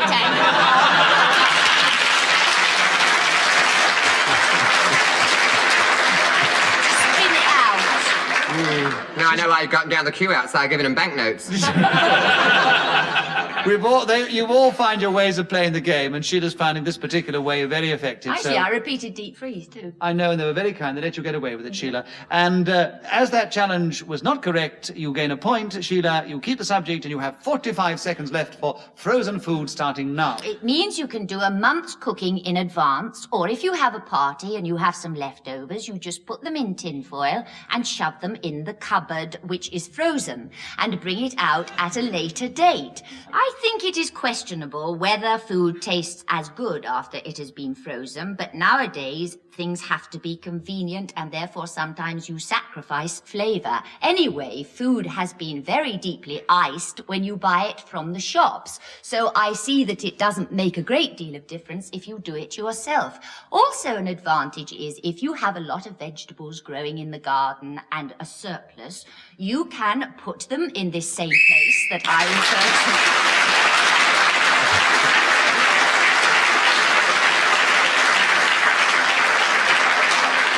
That whistle, which Ian Messiter blows for us, tells us that 60 seconds is up, and whoever is speaking at that moment gains an extra point. On this occasion, it was Sheila Hancock. In fact, no one else has spoken at that round except Sheila Hancock, so nobody else has scored. It was good ad for deep And I would freezes, love too. to see a garden that has surpluses growing in it. The second round, we would like Kenneth Williams to begin. And the subject, Kenneth, is art. Can you talk to us about art for 60 seconds starting now? Well, I think it was Ruskin who said it's that which lifts up our spirits in the aesthetic sense and makes the world a more beautiful place to be in. There is a functional school of philosophy which maintains that a power works should look like one, and there is another school that maintains... Clement Freud is challenged. Schools. A repetition of school, one school of thought and the other one, I'm afraid. So that was a correct challenge, so Clement gets a point for that, and he has 39 seconds with art starting now. 39 seconds with art could be said to be too long because of all the boring, tedious, and unintelligent people I have met. Art must be the epitome of sheer... Kenneth Williams has challenged. Yes, he couldn't think of any more adjectives to describe art, and so he dried up. Kenneth, you have a point, and there are 21 seconds for art starting now. Well, of course, the most beautiful example of this can be found in the National Gallery, and it is called The Incredulity of Thomas. It is by a man called Giacchino, and it's interesting to note in his biography that he prayed every morning, which bears out the Michelangelo dictum that only a very moral man should be able to paint. And that is very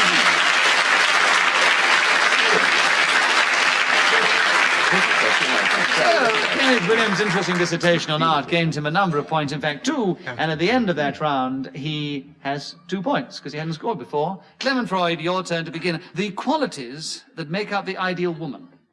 That is the subject. So can you talk on it, Clement, for 60 seconds starting now? The qualities that make up the ideal woman for me are silence, a complete adherence to the domination of man.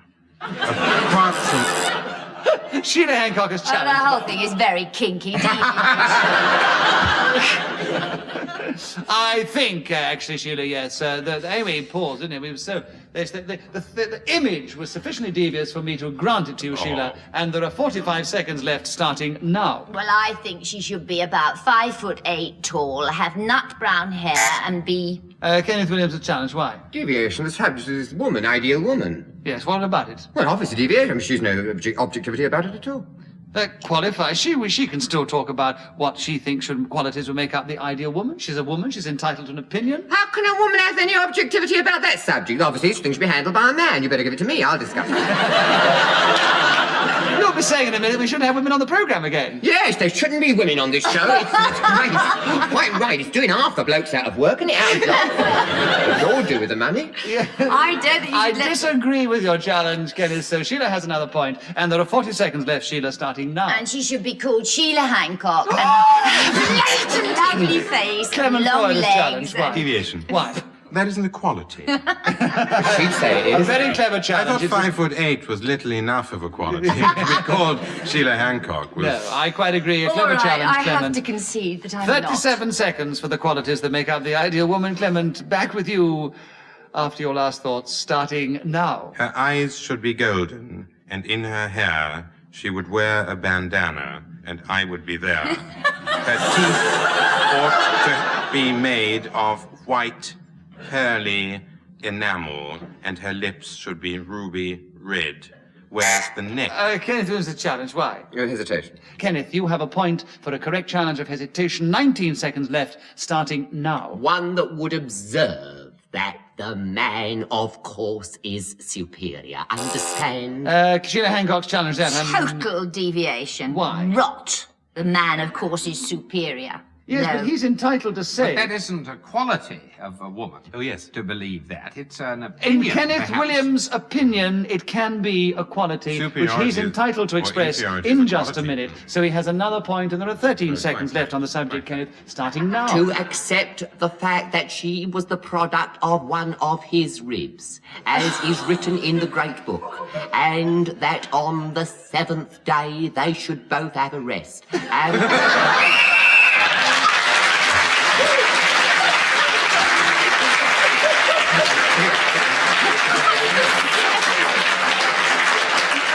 that is one of the loveliest thoughts I've had in just a minute. They should both have a rest. Well, I meant a cup of tea and an aspirin. I That's know what it doesn't matter. We've just paused to linger on all the thoughts that idea conjures up with having that as a female quality, Kenneth. But anyway, that particular quality and thought took you into the lead at the end of that round, Kenneth. And that's all right. It's Sheila Hancock's turn to begin, and we have another long subject. The qualities that make up the ideal man. So it's very apt, Sheila, that you should start on this one, and there are 60 seconds to go. Starting now. Well, it wouldn't be like any of this lot, I can tell you that. I think the qualities that make up an ideal man are exactly the same as those that make up a similar woman. Because I don't think one should differentiate between the sexes. Humanity, compassion, Kenneth Williams, intelligence. the challenge, why? Or deviation. You have to differentiate between the sexes. I mean, goodness gracious me, we both Inequalities. look very different, dear. Haven't you noticed? I'm talking about the qualities that go to make up the ideal Actually, one. she was not in saying it, deviating from the subject on the card, so she has a point, and she has 44 seconds left, starting now. Intelligence, forbearance, a sense of humour, looking after your looks, but if you're not pretty, it really doesn't matter. Kenneth Williams, Look, the this is challenge. obviously all about me, and I think it's quite wrong. It's quite wrong, you know, to draw attention to me in this way. It'll Listen, be my Nicky, turn next, and I've got to say it all he's over obviously again. dying to tell us about his ideal man, so let him...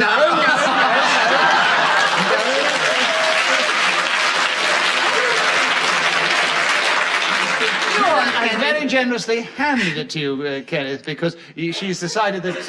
I want to know. Go Yes, on. she wants to know. So you have a point from Sheila, and you have the subject from Sheila, and there are 35 seconds left to tell us the qualities that make up the ideal man, starting now. Well, they were all contained in that paragon I would call the most virtuous of contemporary figures, Mahatma Gandhi, who, without any kind of worldly ambition, sat in that doty and adopted the diet and the regimen of the poorest of his people, and set an example, unequaled in nobility, in fortitude, and in humility, for the rest. Peter Jones challenged your dissertation. Repetition of humility. Yes, you did have humility before, and it was a good challenge, even though we were absolutely transfixed with a mood that you had created very cleverly, as you talked about Mahatma Gandhi. 9 seconds for Peter Jones on the And I subject. agree, I Starting agree. now. Honesty, zest, and humour, an enjoyment of life which can be shared with the opposite number, whatever sex it might be.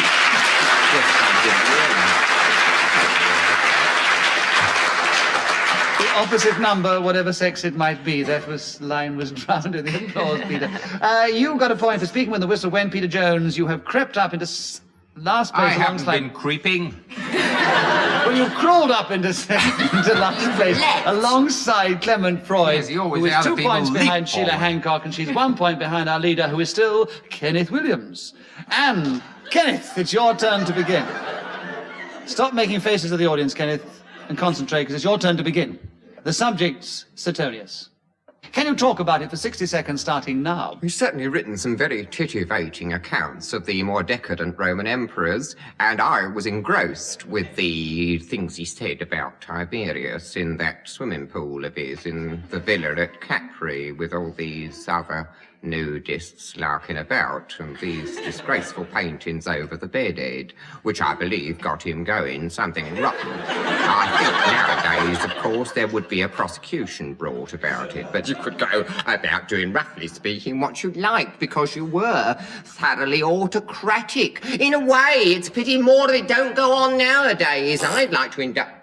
Sheila Hancock has challenged you. Is he still talking about whatever was on the card? He seems to be sort of generalising. No, I think that's a very about good life challenge. in Yes, those days. he's got off Suetonius and talking about what Suetonius wrote about, and which is, and what went on at that particular time. A very good challenge, Sheila. Everybody else was intimidated by his knowledge of the Yes. subject, so they didn't challenge before. Sheila, you have a point, and 19 seconds for Suetonius, starting now. Well, there was this fella, Fred Suetonius, who lived in Rome in 64 BC. Clement Freud has challenged. Deviation. Yes, I agree. If you'd said Fred Suetonius, who lived in Ruislip in 1968, he'd have got away with it. Clement has a correct challenge, and 13 seconds for Suetonius, starting now. There is a story which is almost certainly apocryphal about Suetonius, Tiberius, and Catulonius, who met in a lowly tea shop. Kenneth Williams has challenged you. Why? A deviation, because What? they could never have met anywhere. Suetonius wasn't alive in Tiberius' period. This is why I said it was almost certainly apocryphal. He did say that, you know. So he actually gains a point for that and has 5 seconds left on Suetonius, starting now. You see, I don't know your Catullus, sensitive on the other areas. hand, lived in a completely different century from that occupied by...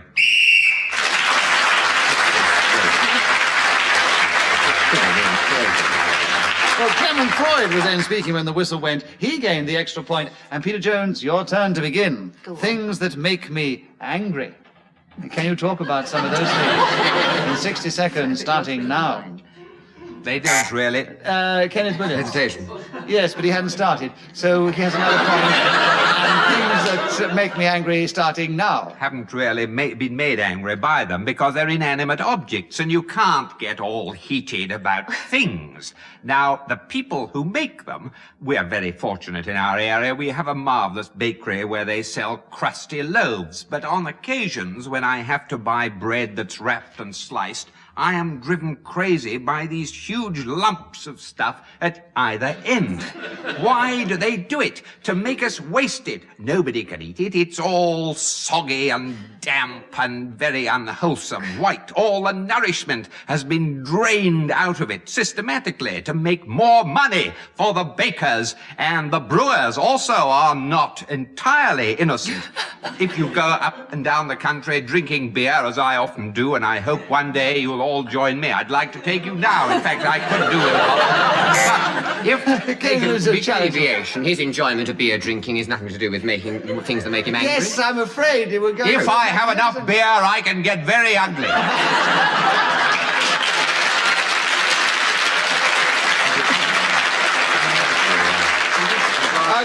Clever twist, Peter, but too late. You were definitely gone, and you showed your anger in your face. It was magnificent, but you then got onto a very happy note, asking them all to join you for drinks. I agree with Kenneth's challenge. He gains a point, and there are 5 seconds left. Things that make me angry, starting now. Anyone that interrupts my conversational flow, I could really scream at. I'd have to bash their faces in. Peter Jones has challenged you. He said anyone, and it's about things, not people. Well, those are the things that make him angry. I disagree with your challenge. I So think that's- everybody is going to win except me. No, you're doing very well, Peter, and you have half a second. Kenneth Williams on things that make me angry, starting now. Footsteps behind me, drive me mad. Kenneth gained that extra point for speaking. When the whistle went, he's now increased his lead, so he is now the outright leader at the end of that round. Clement Freud, your turn to begin. Subject, Tiddlywinks. Can you talk to us on Tiddlywinks for 60 seconds, starting now? Tiddlywinks is a game which many people think is played solely by children, whereas in fact adults all over the country indulge in it. At most major universities there are Tiddlywink clubs, and comparatively grown-up people stand around a blanket on which there's a cup and a number of plastic discs of different colors, the idea being to depress the larger Tiddlywink with an even greater wink of yet a different hue and project it into the container placed in a prominently circular position in the centre of... Yes, I think there was a hesitation. 25 seconds for you on Tiddlywinks, Kenneth, starting now. I once saw this played in a public house. It was in the East End of London, and I was really quite attracted by it. I saw them flipping up and down. I thought, oh, what a charming game. Did you win anything out of it? They said, no, not any money, actually. Oh, I'm not interested. I don't play for money. I'm sure you're going to make Clement Freud is challenged. Repetition of money. There's too much money flowing around that pub, Kenneth. He has a correct challenge and 9 seconds for Tiddlywinks, starting now. I was requested not long ago by the faculty of Newcastle to come and be president of their Tiddlywink Society, a job which I accepted.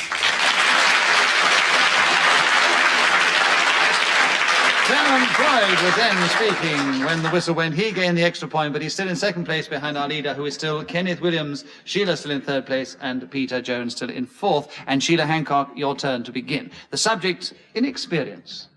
Can you talk to us from the wealth of your experience about inexperience, starting now? Well, I am a very inexperienced tiddlywink player. However, I have a bash at it. I also am less experienced than the other members of the team at playing Just a Minute, as I only guest on it occasionally. However, I am lovable and I don't mind losing. I also... Kenneth Williams is challenged to Well, it's nothing to do with lack of experience, is it? I mean, it's all to do with whether she's good at gamesmanship and things like that. Oh, I said Totally already. devious. If you'd had her for hesitation, I would have agreed. But to my mind, she'd firmly established that well, give it to her. No, she'd said she had less experience, which is more inexperience in Just a Minute than you others, and I think it was quite clear what she was talking about. And there are 42 seconds for you to continue, Sheila, on inexperience, starting now. Actually, it is a quality that I think I find rather attractive. I don't like people who are cocky and know what it's about. I would rather see somebody slightly hesitant. I think there's nothing more endearing than a child who's not quite sure how to do something. And certainly as far as performers are concerned, there can be a great deal of charm in somebody who isn't glib and slick and stylish, which is probably the attraction of a lot of the pop artists today. And Peter Jones, as he so obviously pointed to himself to show us.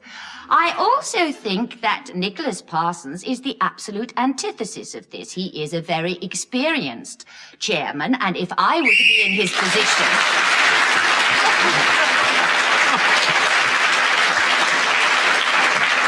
Very well, she started with the subject and she finished with the subject. She gained 2 points. She said some very nice things. And thank you for the personal ones too, Sheila. And Kenneth, your turn to begin. The subject, difficulties. Something I think you know a great deal about. If you're not always in them, you often create them. And would you talk about them for 60 seconds, starting now? Well, the difficulties in my life largely consist in Comprehending the mathematically monumental things. If they tell me the difference between 5 shillings and 8, I will, roughly speaking, know what they're talking about. But if they discuss millions and megawatts, then I am lost. The bicycle sheds that are built for the Nuffield workers can be understood. But the idea of an atomic reactor costing 30,000 million can't be understood at all. Clement Freud has challenged Consequently, you. there is no way we can discuss this rationally. Clement has challenged you, Kenneth. Why? Repetition of millions. Yes, there was more than 1 million. And so Clement has a correct challenge, and he has 24 seconds for difficulties, starting now. One of the great difficulties for me is flying a Harrier jet, because it has more levers and buttons, charts, gauges, wind vanes, and other instruments than I am able to comprehend. As a result, I go up and find it terribly difficult to come down. Many people will think this is an advantage.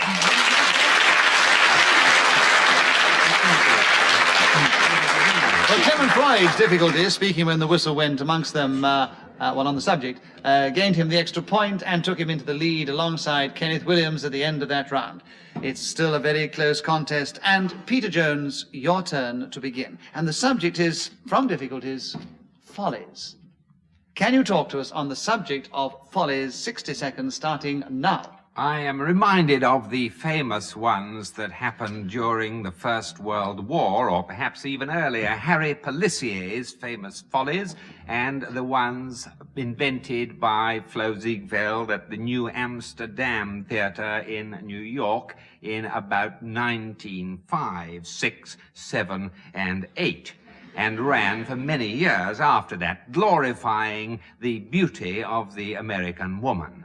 And many famous comedians took part in these follies.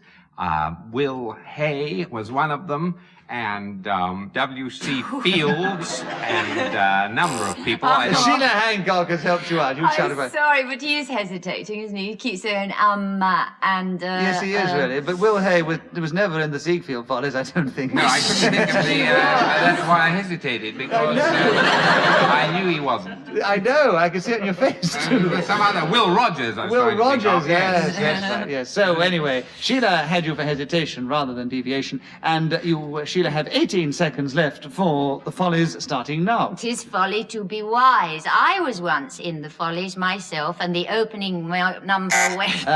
Kenneth Williams, challenge you first. Hesitation. Yes, hesitation, and I must remind you this is the last subject to the show because we haven't any time at the end of this game. Follies with you, 12 seconds left, Kenneth, starting now. Well, of course, it would be ridiculous and foolish if I were to take all my clothes off in the middle of Piccadilly Circus. If, on the other hand, I Sheila did... Hancock has challenged you. Why? Deviation, I don't think it would be foolish at all. I've got these see-through briefs. No, it wouldn't be a folly, it would be a misdemeanor. It might be a folly if you got into trouble for it. So I disagree with the challenge. Kenneth has another point, and there are 4.5 seconds left for follies starting now. Once I committed one by being the fairy on top of the Christmas tree and spread light and joy of blessed season.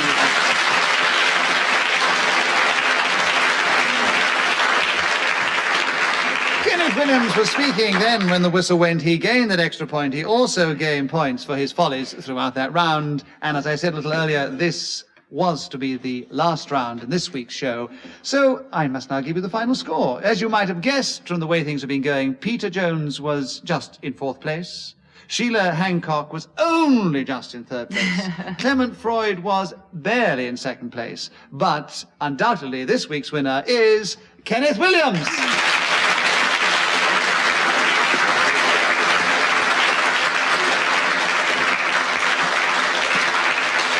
We do hope that you have enjoyed this particular edition of Just a Minute, and from all of us here, goodbye.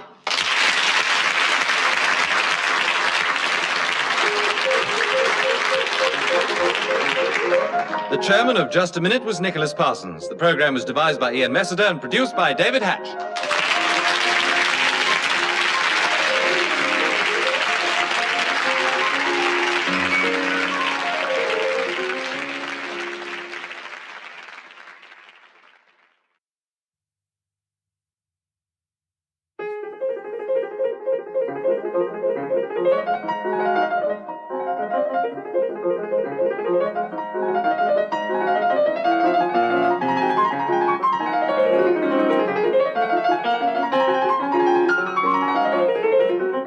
We present Kenneth Williams, Clement Freud, Peter Jones, and Juno Alexander in Just a Minute. And as the minute waltz fades away, here to tell you about it is our chairman, Nicholas Parsons. Thank you.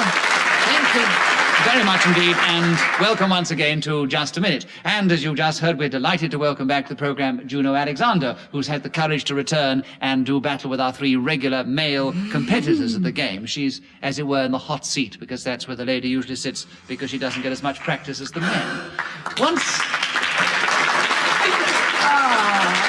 Once again, I'm going to ask them all to speak, if they can, for just 1 minute on some unlikely subject, without hesitation, without repetition, and without deviating from the subject on the card which is in front of me. And according to how well they do this and how often they're challenged, they will gain points, or their opponents will. And let us begin the show this week with Kenneth Williams.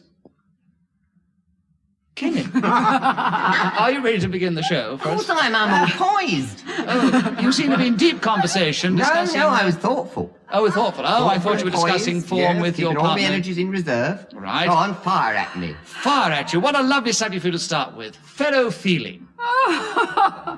Kenneth, will you talk to us for 60 seconds, if you can, on fellow feeling, starting now? Fellow feeling is something I possess in abundance. Indeed, it is an absolutely essential element in ensemble work, and of course this, in the theatre, represents the premier kind of expression. And actors working in unison, ball being flung one to the other, and the feeling that they are sharing, that there is room, consideration for others, is the only way we can ever truly achieve a 100% mise-en-scène or total effect, call it what you will. One of the very best directors in this tour, and Guthrie, always maintained that the making of an atmosphere in which an artist could be uninhibited was the essential factor in Peter Jones has dared to challenge you. Why? Repetition of essential.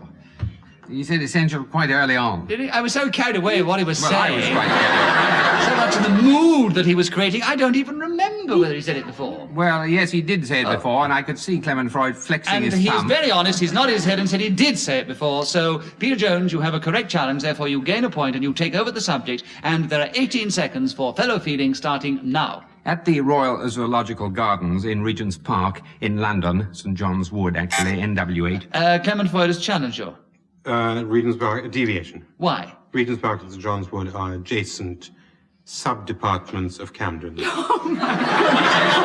say that Regent's Park is in St John's Wood is He fallacious. did not actually say that. To my mind, he said Regent's Park in London, St John's Wood. He conveyed to me that Regent's Park was adjacent to St John's Wood and not in St John's Wood.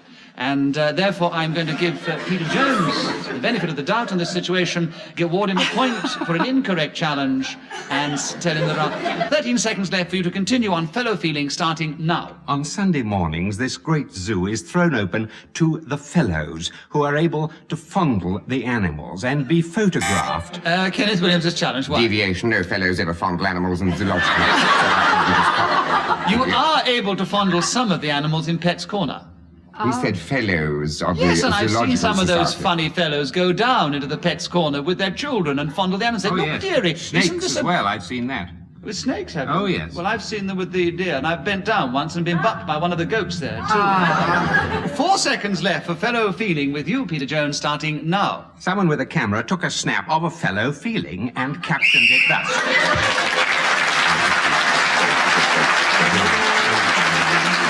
The whistle tells us that 60 seconds is up, and whoever is speaking at that particular moment gains an extra point. On this occasion, it was Peter Jones. So at the end of that round, he actually is the only person to score. He has a commanding lead for once in his life of 4 points. I'm going to take my jacket off. Do it.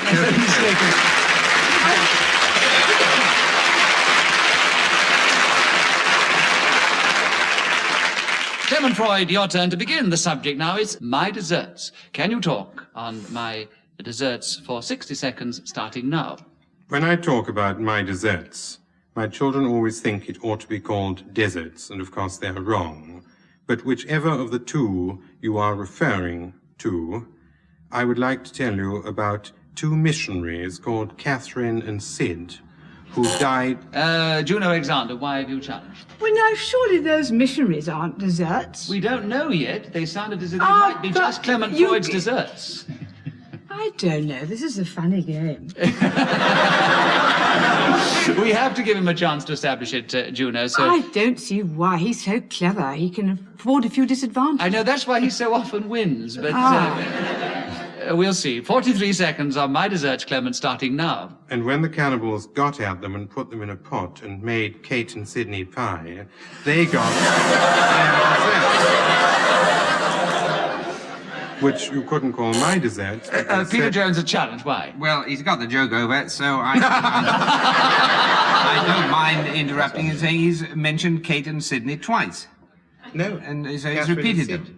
Catherine and Sid first. Kate and Sydney pie, and then during the laughter he said Catherine and Sydney, which No, is no, very before clever that. enough. Before that. Oh, he did? Yes, he did, I'm Oh, I afraid. beg your pardon. No, well tried, Peter. It was worth it just to hear the joke anyway. Yes. An incorrect challenge from Peter Jones, so Clement Freud was speaking, he gains another point. He keeps the subject. There are 30 seconds left for my desserts, Clement, starting now. bread and butter pudding, trifle, apple and apricot crumble are probably my desserts that are most appreciated by the housewives of England, Scotland, Wales, Northern Ireland, France, Germany, Italy, Spain, Luxembourg, Belgium, Liechtenstein. Hesitation. He didn't. The hesitation has to be slightly longer, Juno. I must say. see. So for an incorrect challenge of hesitation, Clement gains another point, and 10 seconds for my desserts, Clement, starting now. Cream, custard, and junket are useful things to pour onto my desserts, although there are some who like them dry, without anything at all on a plate, with a spoon and a fork.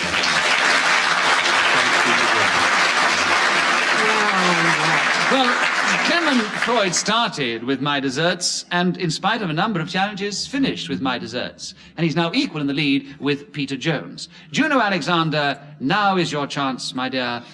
Will you begin the next round? And the subject, delightfully chosen for you by Messiter, is one size tights. Can you talk to us on that delightfully feminine subject for 60 seconds, starting now? These are particularly useful when stuffed. You place several inside one and seal the end. When laid on the ground inside the door, they stop drafts very effectively from entering. However, if their uniqueness lies in their smallness, they do impede the gait of taller girls as the crutch comes around the knee joint, which makes rather amusing walking, but is not very practical for getting on buses. On the other hand, if they are very large... Clement Freud is challenged. Why? Deviation. Why? Wearing tights on the other hand.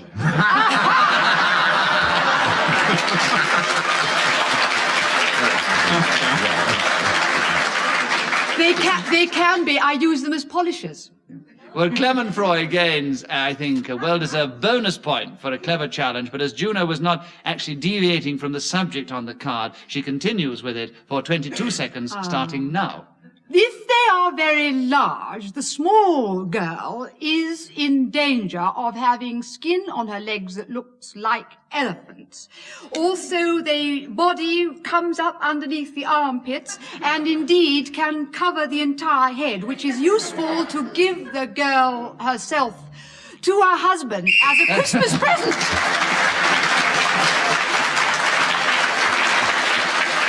Well done, Juno. And you thought there was no chivalry in this game. There isn't, is there? Anyway, you gained a well-deserved point because you finished as the whistle went, and you are now well back in the game, in third place, just in front of Kenneth Williams. And Kenneth, it's your turn to begin. Kenneth, the subject is small talk. Can you talk to us on small talk, starting now? Oh, I have a friend whose ploy at parties where this kind of thing is asked for, he says, "I like New York in June. How about you?" And invariably people reply in a similar idiom. But on one occasion, this man said, "I like New York any time of the year," which means I just repeated myself. Juno Alexander's challenge. He's like New York twice, hasn't he? That's right, yes, New York came in twice, and so you gain a point for a correct challenge, Juno, and you take over the subject of small talk, and there are 37 seconds left, starting now. Small talk is rarely indulged in by dwarves or very little people in minuscule voices on trivial subjects at parties, and is accompanied by giggles, tickles, smiles, and gestures. Peter Jones has challenged. Why? It's accompanied by Dickles. I didn't understand that. Dickles. The name of a dwarf, I thought. It's a special laugh that dwarfs have, as Clement just said. Dickles. Oh, it is? Well, No, it is in fact the name of a dwarf who accompanies his friends at repetition this of what I've just party. said. What? That's what you said. I stole it from you. Repetition. all right, so we'll give you the benefit of the doubt on your Dickles, Juno, and let you have a point there for a very dicklish point, and 19 seconds to continue on small talk, starting now.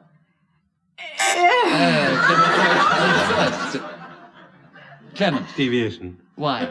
Well, she spoke much more quickly last time. She didn't seem to say anything this time. A very clever and subtle challenge, but it is correct after all. So, Clement, instead of saying pause, you went right that way. You have another point, and you have 17 seconds for small talk, starting now. Does your mother take in washing? Has she sold her mangle? What's become of the old piano your sister used to strangle? Has your father plenty of work? Does he still get booze too? Tell me all the particulars and stop as And long Juno as... Alexander's challenge. But that is a deviation. That's small talk. Does your mother take in washing? This can lead to... Yes, it can lead to all kinds of things, indeed. that type of small talk. Right. So I'm afraid Clement Freud has another point and 6 seconds to continue with small talk starting now. How are you? I'm quite well, thank you very much. The weather is inclement, do you not think? No.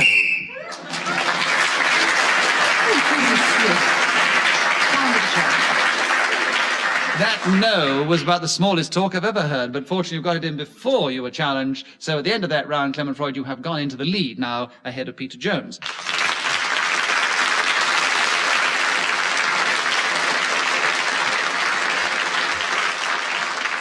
And Peter Jones, your turn to begin. From small talk to talking big. Can you go on that subject, Peter, for 60 seconds, starting now? This is a reputation that Americans undeservedly have in this country and elsewhere, and I heard about a tour of a bus tour. Kenneth Williams got him first there.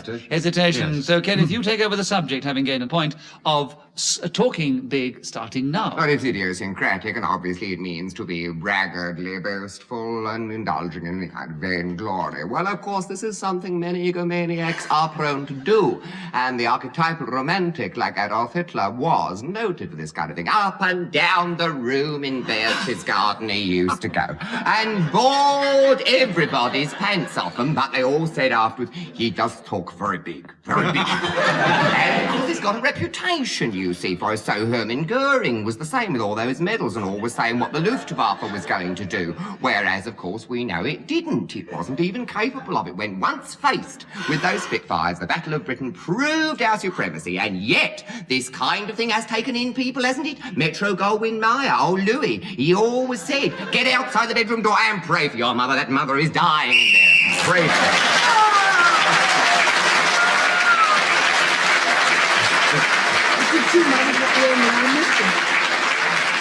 Well done, Kenneth. They enjoyed your talking big, and they let you get away with 2 very bigs. I have to mention that because sometimes we do get letters. I think they noticed it, but they let Kenneth go because he went so well. And you deserve the 2 points you too, got. and I was too... Clement Freud, your turn to begin. The subject now is sense. From that to sense. Can you talk to us for that? Just a minute, starting now. When a man came up to me near Stogumber, which is the vicinity of Crocombe in Somerset, and said, do you ken John Peel, with his coat so grey? I said, actually not, but I have smelt his scents. I was told that this was ungrammatical. It should have been, I have scented his odour. But this is unimportant, because if you go fox hunting, stag, or hare chasing, it is terribly important to get a whiff through your nostrils and identify the prey, which is later called the kill. I think I'll stop here. All right, I'll go Right, on. and Kenneth got in first. They were so surprised. They said, I stopped. They didn't know what happened. Kenneth, you got in first, and hesitation, of course, and in fact, everything else you want to challenge him on for that point. There are 20 seconds left for you now, Kenneth, on sense, starting now. Well, this means that you so arrange the literature, the conversation, or what have you, in a logical order whereby your interlocutor can perfectly comprehend your meaning. Indeed, crystalline should be one's motivation in this sense, because, after all, what is the point of any kind of talk between one or the other? Well, once again, Kenneth Williams was speaking when the whistle went. He gained that extra point, and he has leapt forward from 4th place into 3rd. Ahead of Juno Alexander, who is trailing somewhat behind Peter Jones, who is a few points behind our leader, who is still Clement Freud. And Juno Alexander, your turn to begin. The subject, Juno, joy.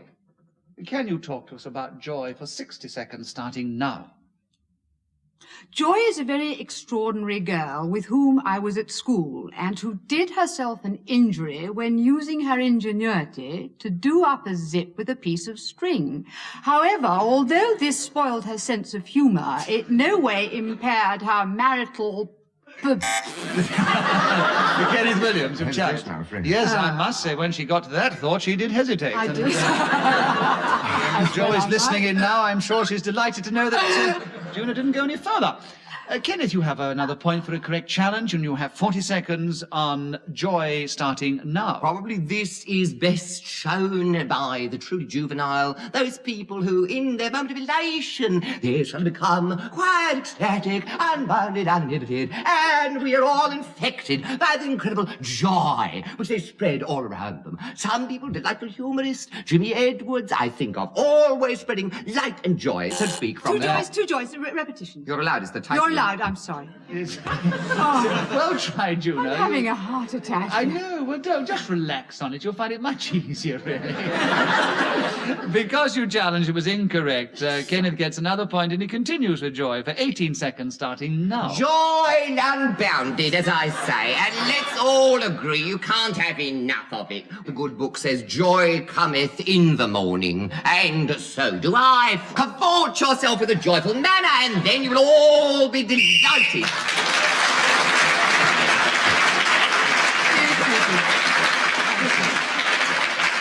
So, in spite of challenges which all work to Kenneth's advantage, he really has leapt forward at the end of that round, and he is now in a very definite second place, only 1 point behind our leader, who is still Clement Freud. And Kenneth Williams, we're going to hear from you again because it's your turn to begin, and the subject, Machiavelli. Can you talk to us about him for 60 seconds, starting now? Well, as far as I know, he was this prince. You see, I wrote about Prince. I mean, I was actually Prince himself, for God's sake. Clement Freud's challenge, why? 3 princes in 2 seconds. Yes, I know. If I'd heard them, I'm sure I would agree with you. Pretty got away. Yes, I I was know. just feeling my way He there. had so much joy on the last round. He had to find another way of being joyful, and it was in a different voice. Clement, I agree with the challenge. You have 54 seconds for Machiavelli starting. Hello? Sorry. You have 54 seconds for on, Machiavelli starting now. Machiavelli has now become a term used for diabolical people, for men and women imbued with a sort of demon quality which kills the joy and pleasure that others might derive. In Pygmalion, written by George Bernard Shaw, from an old myth written by Anonymous in Greek times, one of the characters is, in fact, I was talking about Major Barbara, by the same author, referred to as Machiavelli. He was played by Monty Woolley in a film I saw when I was quite young, and later by Alexander Woolcott in a play which I saw sometime after that. Peter Jones, a challenge. Why? No, he wasn't played by Monty Woolley. He's played by Robert Morley, but that really has nothing to do with it anyway. Why? I mean, what is the play you're referring to then? The Man Who Came to Dinner. Yes, but it wasn't anything to do with George Bernard Shaw anyway. It wasn't anything to do with But actually, Machiavelli. it was played by Monty Woolley in the film.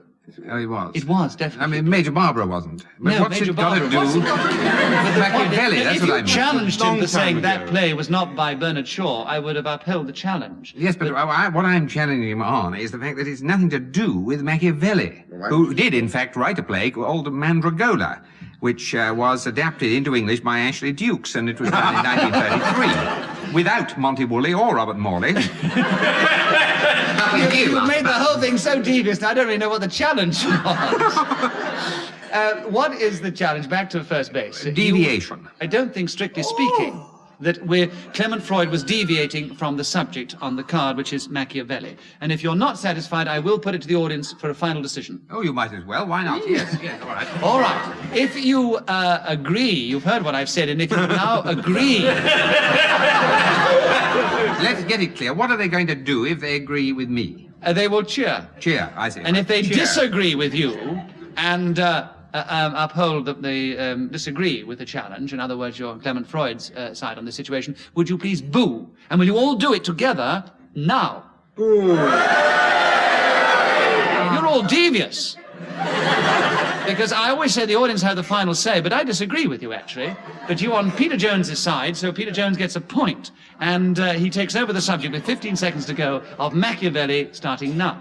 he wrote this play called Mandragola, which was adapted into English and called Mistress of the Inn, performed at the Mercury Theatre in London, 1933, or possibly 4. Wonderful notices in all the national papers. Well, Peter Jones's accurate description of that particular Machiavellian character gained him 2 extra points. He has crept up, but he's still 1 point behind Kenneth Williams, who is 2 points behind our leader, who is still Clement Freud. And Peter Jones, your turn to begin. The subject is optical illusions. Can you talk to us about those for 60 seconds starting now? Very difficult to get over on the radio. They are often black lines. Kenneth Williams' challenge. Oh, hesitation. Hesitation, I agree. Hesitation. Don't put it to the audience. That was no optical illusion. Kenneth, you have a point, and you have 53 seconds for optical illusions starting now. One of the most interesting of these is created by what is called the aurora borealis. Ah, how often have we stood on the peninsula or promontory, depending, of course, on your personal proclivities in that matter. Who challenged? Clement Freud, Oh, the sorry, one what's who was... the challenge? A repetition of ha.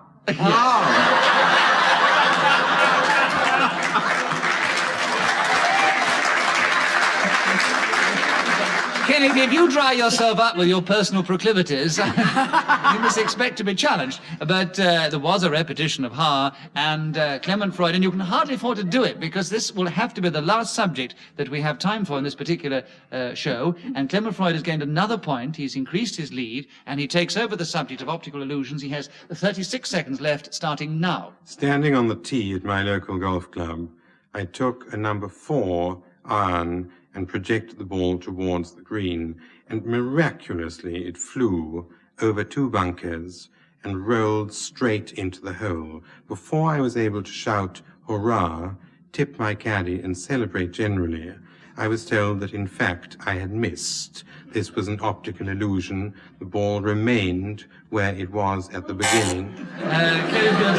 Deviation. This is not an optical illusion at all. It's just his error of judgment.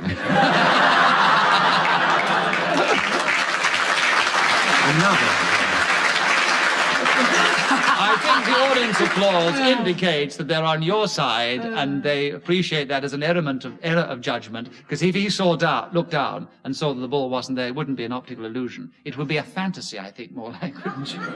So I will give you the benefit of the doubt, because the audience decide that way, and say you have 7 seconds for optical illusions, Kenneth, starting now. Well, Scrooge had one when he saw this spectre which said, "I am the ghost of Christmas past." Well, of course, what did he do? He had the most terrible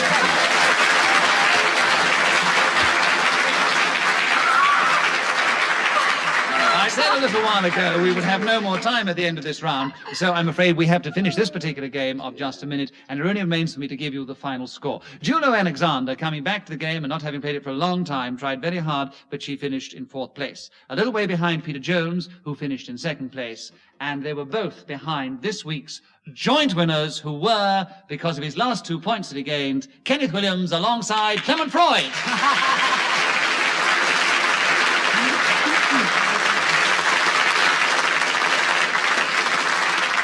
We do hope that you enjoyed this edition of Just a Minute, and from all of us here, goodbye.